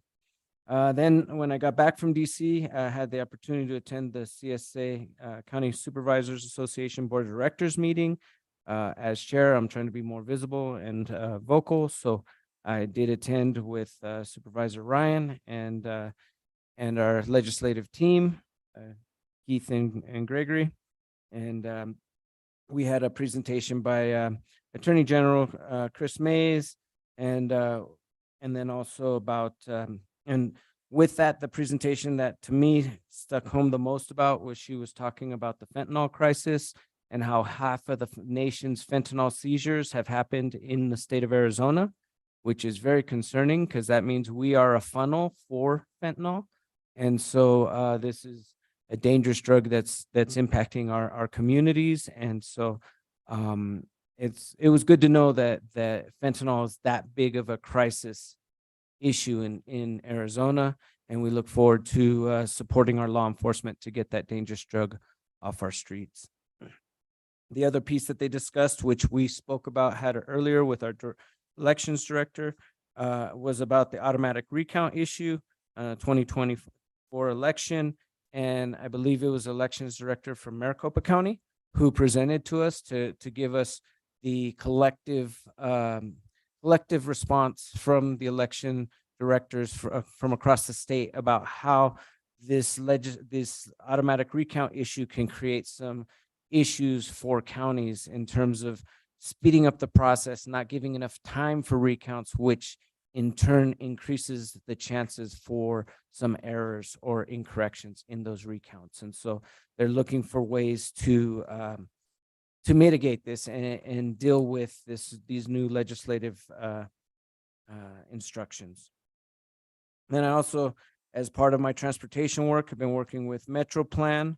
We approved Great Arizona Funding Initiative projects and reviewed and approved the West 66 operational assessment scope of work.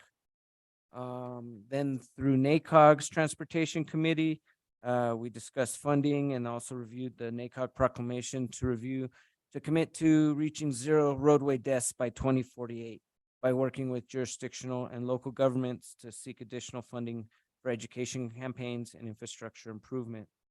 And then finally, with RTAC, which is the Rural Transportation Advocacy Committee, we're also getting ready to present for the Rural Transportation Summit from the 18th to 20th in Yuma.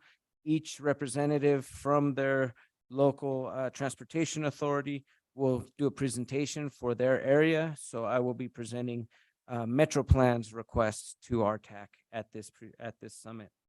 Had a good meeting with Ophelia Goetzen from Governor Hobbs' office and Joe Gutierrez, the principal of Killip, identifying opportunities for the governor's office to conduct outreach to Killip families in the Sunnyside community. The first effort is going to be this Thursday.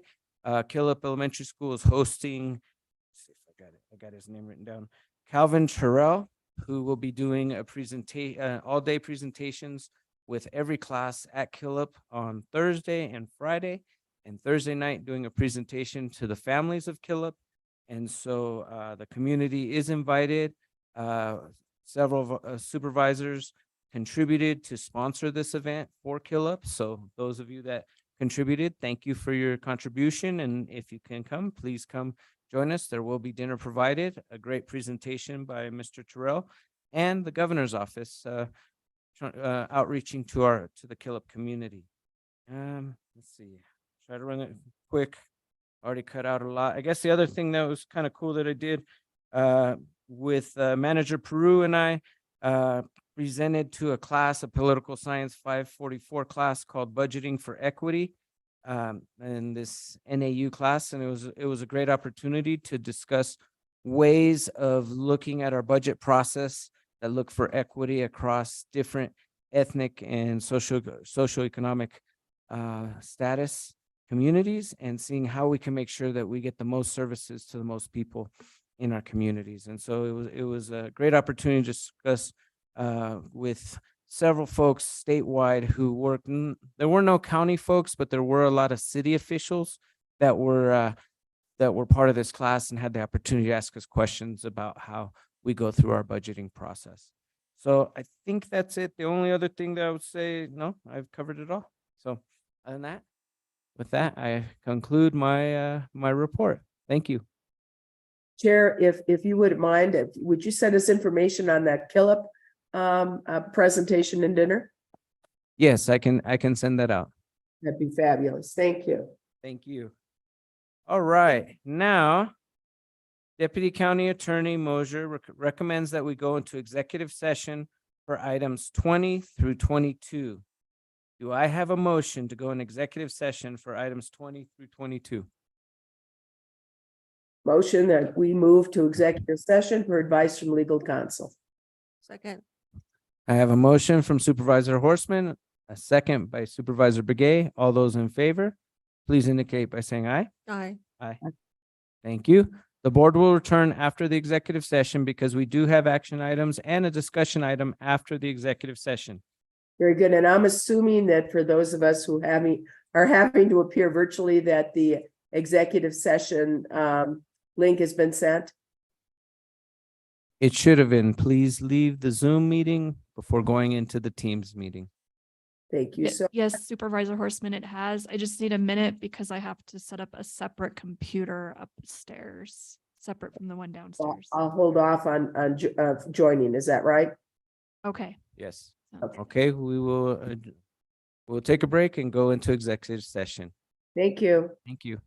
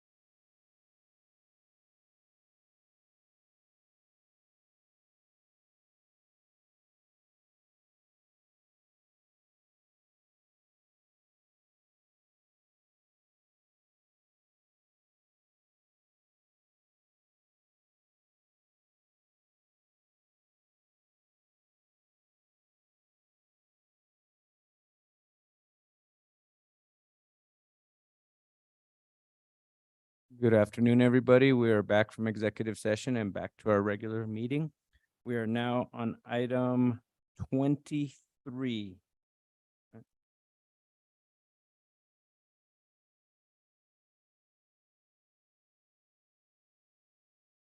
You want me to read it? 23? Okay. Consideration and possible action to approve the settlement in ITTOIV LLLP versus Coconino County, TX 2021-00050, as discussed in executive session on October 3rd, and to authorize the attorneys to move forward with the settlement as discussed in the same executive session on October 3rd, 2023. Thank you, Chair Vasquez. We would ask the board to consider the motion as is with no modifications. Do I have any questions or comments from board members? I'd make a motion at this time if you're ready for that, Chair. Yes, we are ready for a motion. I would make a motion at this time to approve the settlement in ITTOIV v. LLLP v. Coconino County as set forth in the agenda and to authorize the attorney to move forward with the settlement as discussed in executive session today. Thank you. Do I have a second? Second. Thank you. We have a second by Vice Chair Begay. All those in favor, please indicate by, excuse me, saying aye. Aye. Hiccups there for a second.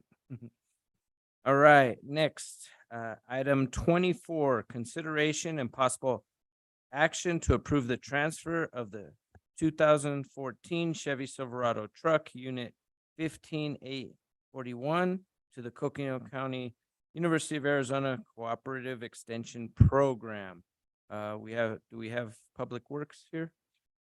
Yes, Discuss it? Mr. Chair, members of the board, Public Works is not here, but Andy Bertelson, Deputy County Manager, I'll briefly address this item. This is the consideration and possible action to approve the transfer of a 2014 Chevy pickup truck to the Coconino County University of Arizona Cooperative Extension Program.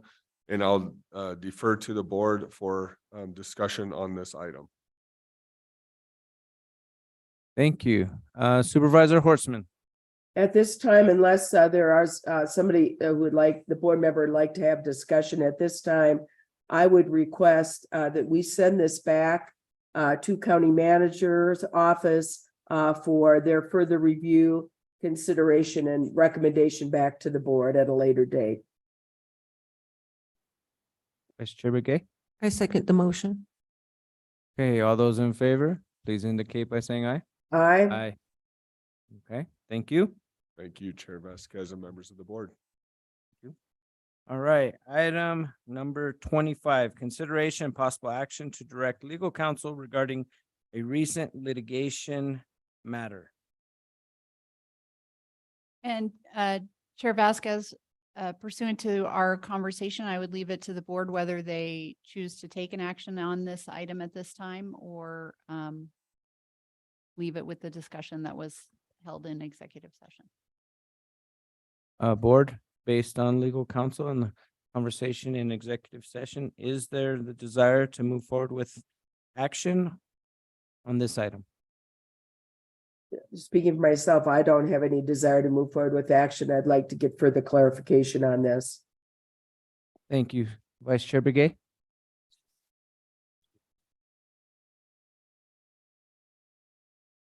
I also second that. Okay, based on the board's request to have more clarity and something in writing on the issue at hand, we will hand it back to you until further notice. Thank you. All right, next up, the board will resolve as the Flood Control District Board of Directors. Can I have a motion to resolve as the Flood Control District Board of Directors? So moved. Motion by Supervisor Horstman, second by Vice Chair Begay. All those in favor, please indicate by saying aye. Aye. All right, thank you. With that, we'll have a presentation and discussion on current projects and financial update related to long-term mitigation efforts in the Schultz Pipeline flood area. Deputy County Manager and Flood Control District Administrator Lucinda Andriani. Floor is yours.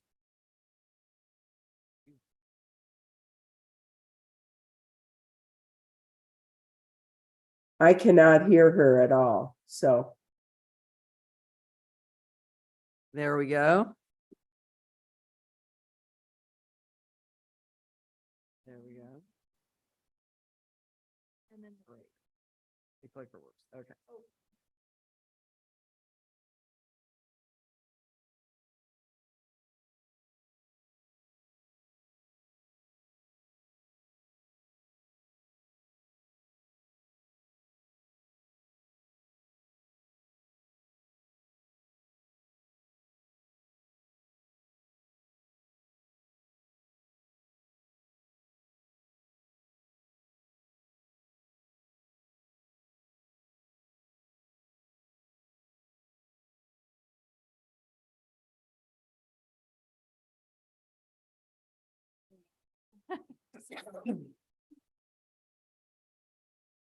All right. Good afternoon. Can you hear me okay now? yes, we can. Okay. Excellent, thank you. But you need to stay close to that mic. It's a problem from that podium on having enough volume. So All right. thanks.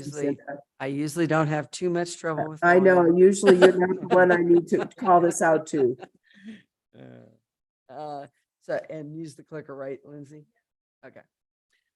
All right. Well, good afternoon. We have a brief update for you today from the Flood Control District. Today, we're going to focus solely on the providing an update relative to the flood corridors and how things are progressing. But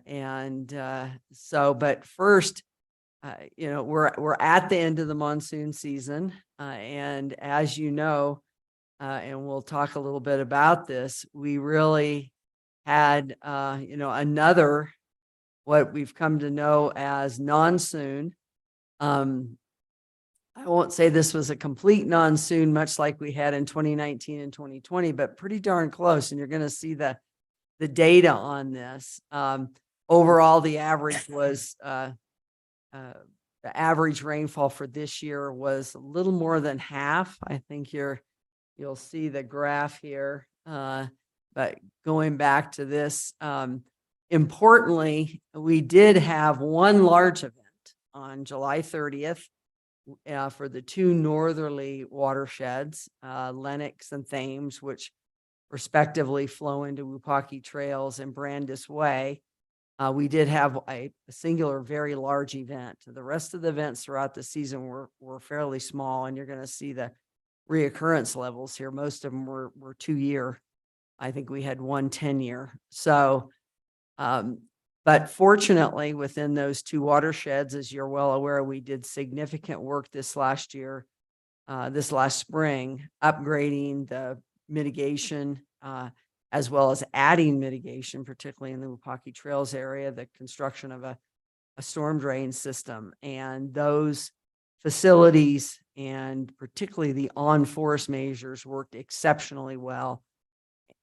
And even with about 3 inches in an hour, which is a 100-year storm, we had no response required in those areas, meaning no flooding to private properties, no impact to utilities, no impact to roads. So that was a really, we did at least have a good test in that, in those corridors. Here's the data from the National Weather Service. You can see that we experienced, on average, this is at the airport, 4.24 inches compared to the 30-year average, which is 7.64. So just a little over average in terms of rainfall. And you can see that what was experienced in 2019 and 2020 was actually less than that. So, but then the two intervening years were significant, particularly last year with the number of events that we had last year. And then in 21 was the size of the events we had. We had numerous large events. So always difficult to predict what's going to happen with the monsoon season. Here are the actual recorded, what was recorded on the gauges in terms of rainfall events. You'll see again that July 30th event, but beyond that, the remaining events were very small. And there was some response out to the Copeland and Peaceful Way areas, but beyond that, very limited. So moving to the flood corridors, as you know, we've largely got a little bit of cleanup, and some additional fencing is taking place now in 3 of the corridors where we've really substantially completed the upgrades of the mitigation, including Wupaki Trails, Brandis Way, as well as the Campbell corridor, and then the 2 South Paintbrush corridors as well. Those 2 are completely done. We do have, you'll see some additional work in Campbell, but we're substantially complete in Brandis, as well as Wupaki Trails and the corresponding on-forest watersheds. So the most excitement that's taking place out in the flood area right now is a very large fan on the Upper Copeland watershed. And this is just under 40 acres. and is above the 420 road. The goal of this fan, it's significant related to the roadway and the roadway's contribution to a lot of sediment within this flood area. Also, though, will have a very positive impact downstream as well. We are currently at probably 50 to 55% completion.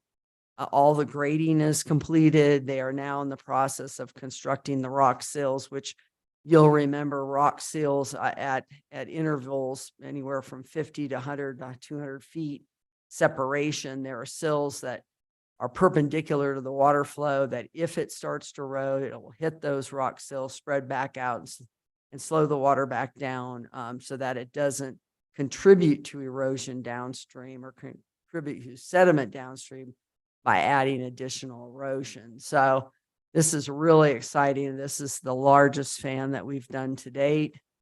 And they've again completed the grading. The very large bulldozer that we utilize for that work is now moving over to Upper Campbell and going to begin a large, pretty good sized fan, not as large as this, but a fairly large fan in the Campbell corridor above the 420 road as well.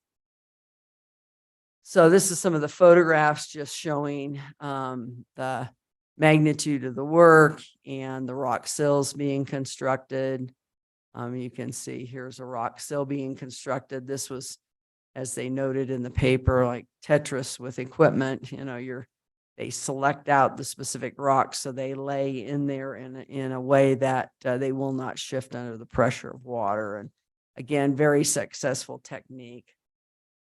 Here you can see them, and they do. That's a little bit of an art here as they pick the rocks and then force them down and so forth. So, and you can see if you look up the hill, there's been a lot of erosion in this and the adjoining watersheds that you can see as well.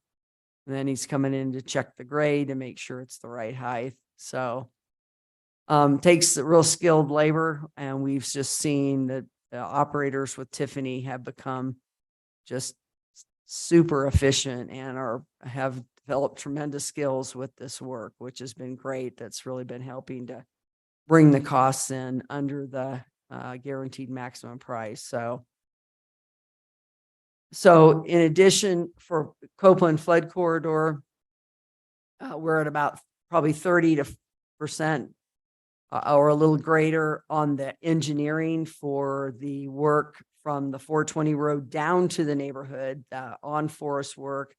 Again, there's fan work that's going on there, as well as erosion control features as well. And the goal is to, once we've secured all the drainage easements, to be able to begin work on this section as well. And then also begin the work in the neighborhood, specifically to relocate the utilities in anticipation of construction of storm drain system in beginning this spring, probably late winter, early spring, just depends on what winter brings us. So, and we're at nearing 60% engineering in the Copeland Flood Corridor in the neighborhood as well. The engineer has met with the individual property owners, almost all of the individual property owners. He's either had communication with or met specifically with. And so far we've got a strong support for the project, the storm drain project. Again, with the goal of beginning utility relocations later this fall and then construction early next spring is the goal. Again, all will be based on securing those drainage easements. Now moving Peaceful Way Flood Corridor, that's just to the north, and we're at 30% engineering on forest. And again, you can see tremendous amount of erosion taking place both on and off forest in this neighborhood. And we're also at about 30% for the neighborhood engineering as well. And he has begun meeting with the property owners there so far. It's gone pretty positively. And again, very similar time frame. Probably going to be about a month to 6 weeks behind the Copeland corridor. Again, assuming that we can secure those drainage easements.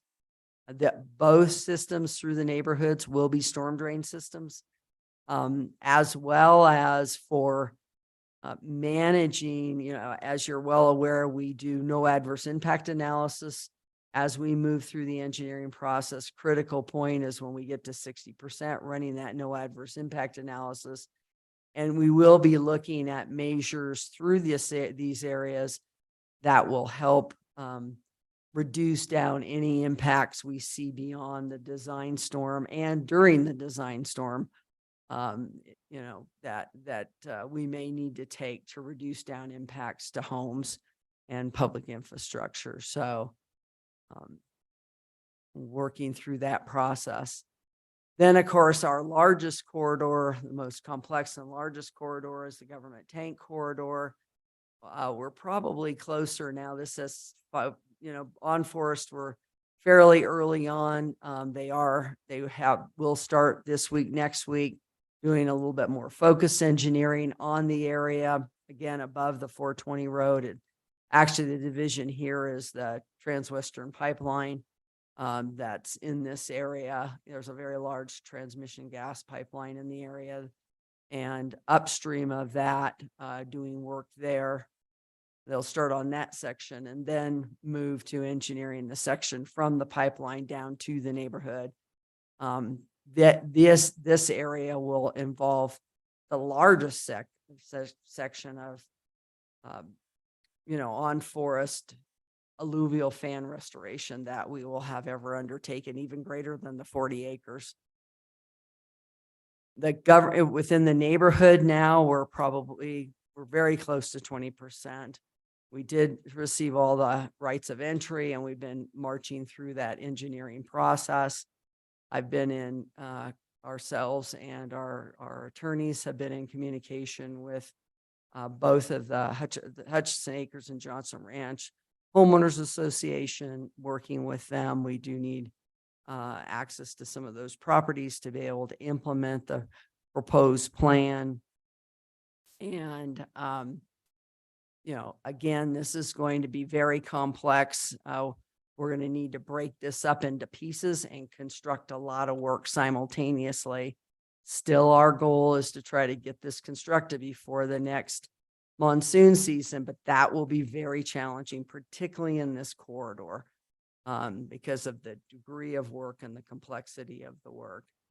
Again, like the other corridors, we are looking at storm drain system, 2 very large storm drain pipes to take what is a very large flow coming off the Forest through the neighborhood and into detention facilities. So a lot of work will have to be undertaken here. So again, our goal is to have it done. No guarantee, certainly, particularly in this corridor, it's going to be very challenging.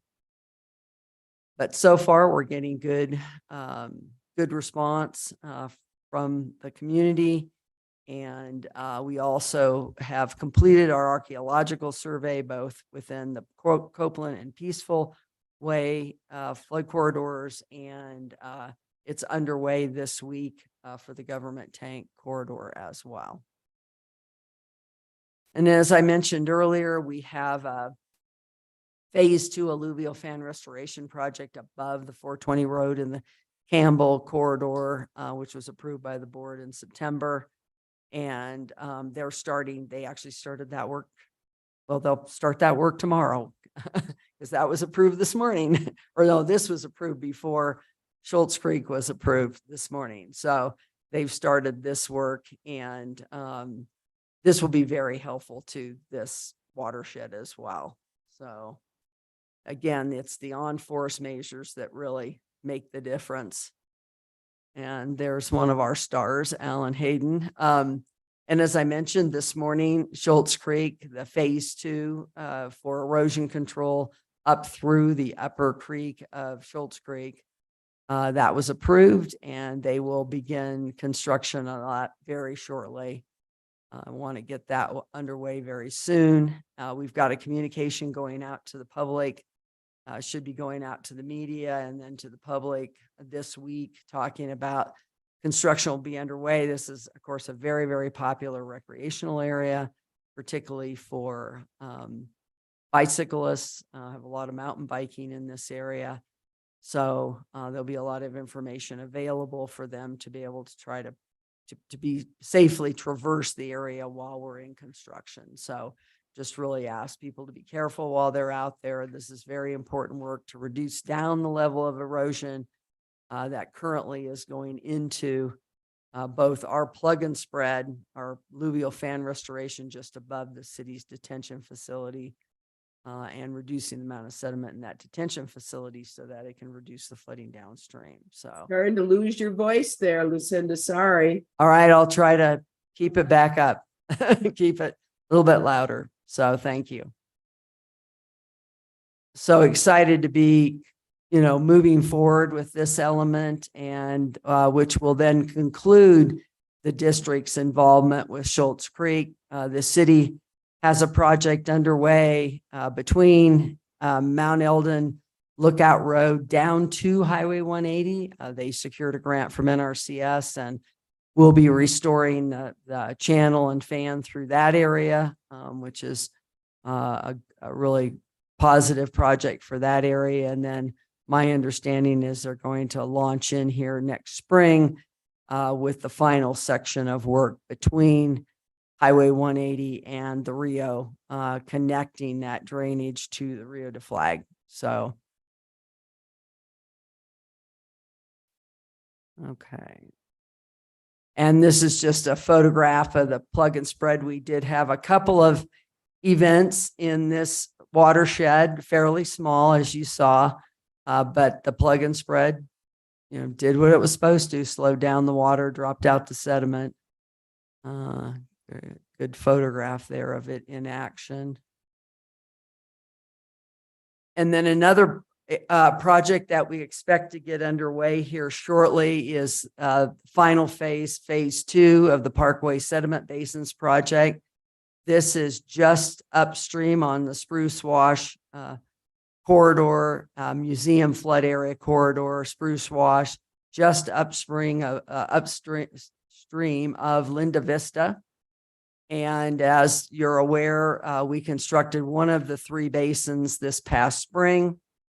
And then now we'll be constructing the 2 smaller basins in conjunction with the larger basin that was completed this fall. And so that we should be receiving those proposals later this week from our JOC contractors, and hope to get that project underway within the next 2 weeks. So there'll be a lot of activity back out in that area, but that will then conclude the district's work in the Spruce Wash Museum corridor.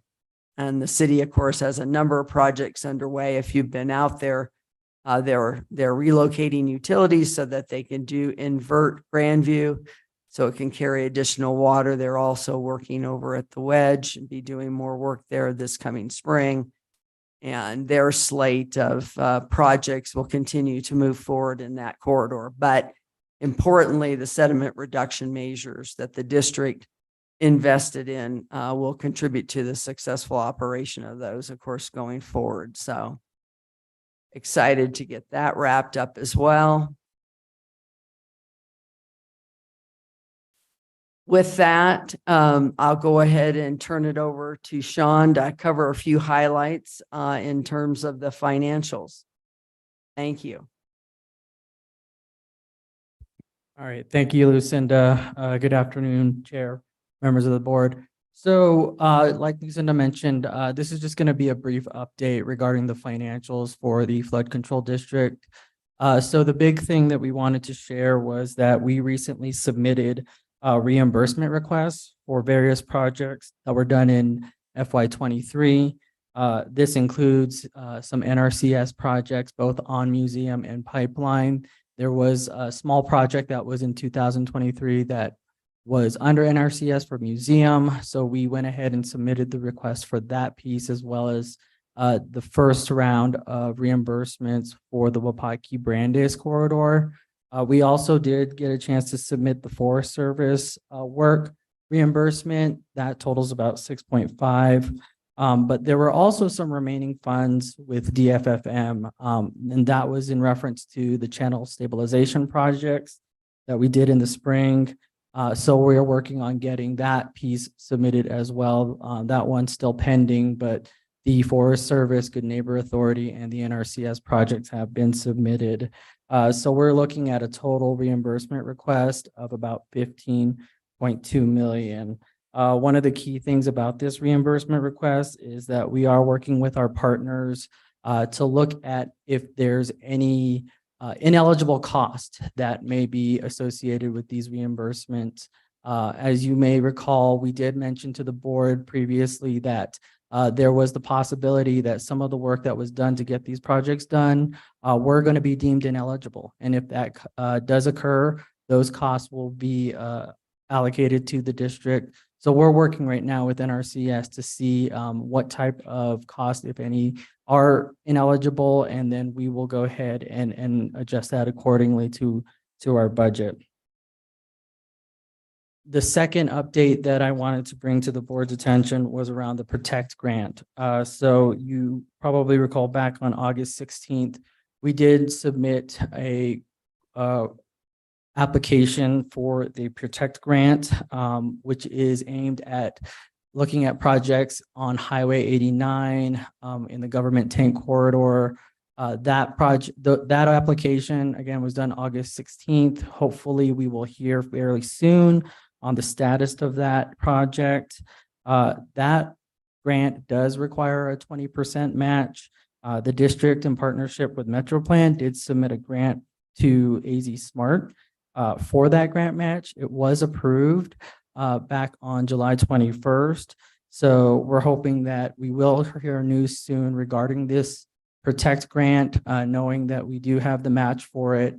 We will come to the board when we are ready, if we are approved, to accept that grant, as well as bring forward a budget amendment to create and allocate that funding appropriately.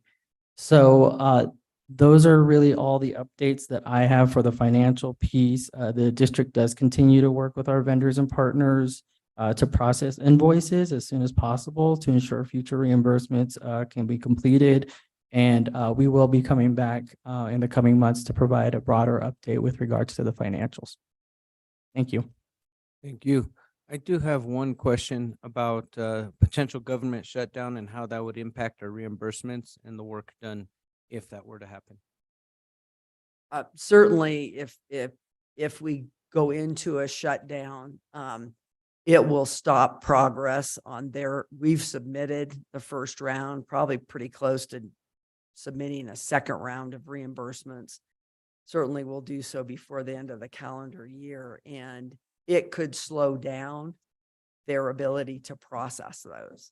And so, fortunately it's been averted for some time frame now. Might be still mid to the end of November is what we're looking at now. So in terms of the actual work itself, we can continue with the actual work.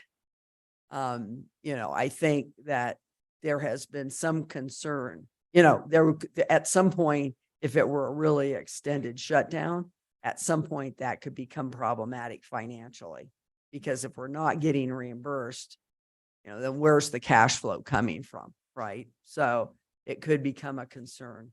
But I would think it would need to be a fairly extended shutdown for that to occur. So. Great, thank you. Before I continue, I just wanted to say great job with all the hard work. It's pretty amazing how much has been done in 1 year's time.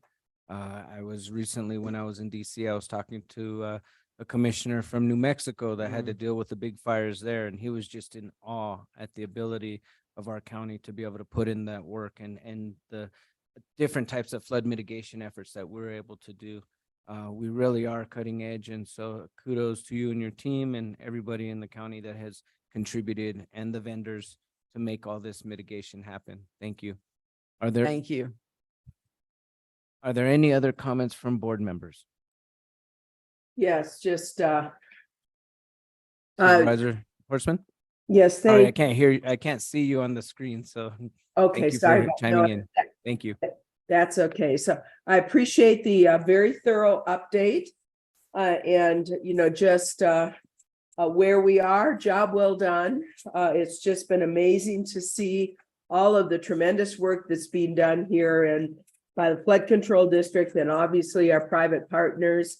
And the speed in which it's gotten done, it's just been really tremendous. So I just want to thank you and appreciate the update and look forward to it getting finalized and finished.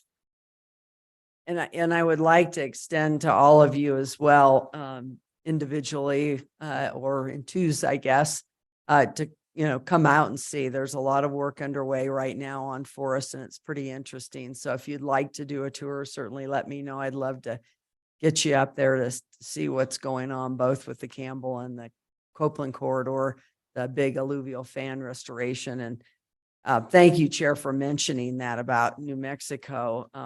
As we did have a contingent come here and then we visited there as well and got out into the field. And certainly the measures that we are constructing here are very viable there. And we really tried to help them, frankly, build some confidence, and they need to rebuild the trust with the community because there's been virtually nothing done and people are really despondent at this point. I mean, we met with people that just happened to come up while we were out there, and you could just feel, how deep the frustration is, and knowing that in that area, their irrigation systems go back hundreds and hundreds of years, right back to Mexican land grant days, and the people are so tied to the land, and families have been on that land for many, many, many generations. And it's really sad to see. And we're hopeful that we can help support them in moving some projects forward. And I've just been asked to participate in a network, the post-wildfire network that's being put together with the goal of really trying to support other areas that have been affected by wildfire. So hopefully we'll be able to have some impact there and do some, support positive work there because they certainly need it. Yes, thank you. Vice Chair Begay. Yes, thank you, Lucinda. Thank you so much to you and your staff, for all the efforts that you put in there, and that certainly you are all, Coconino is well known all the way up to Washington, D.C. when you walk in D.C. So how did you guys manage to do that? Is that we have great staff and we have good board members and stuff like that. So, but I just want to say, you have made Flagstaff on the map, even off of the Navajo Nation, Hopi Nation, other areas, they're saying that, and I come like twice a week from my home into Flagstaff, and I see all those developments every day. It makes me so proud, and, that, we're trying to save, homes and, help people around that live in the area and trying to do the mitigation and, restoring here and there and stuff like that. So I just really greatly appreciate that. Thank you so much. Thank you. And the team shares that pride and really appreciates the support of the board. And I think we're going to see very positive outcomes from the work that's underway. So thank you.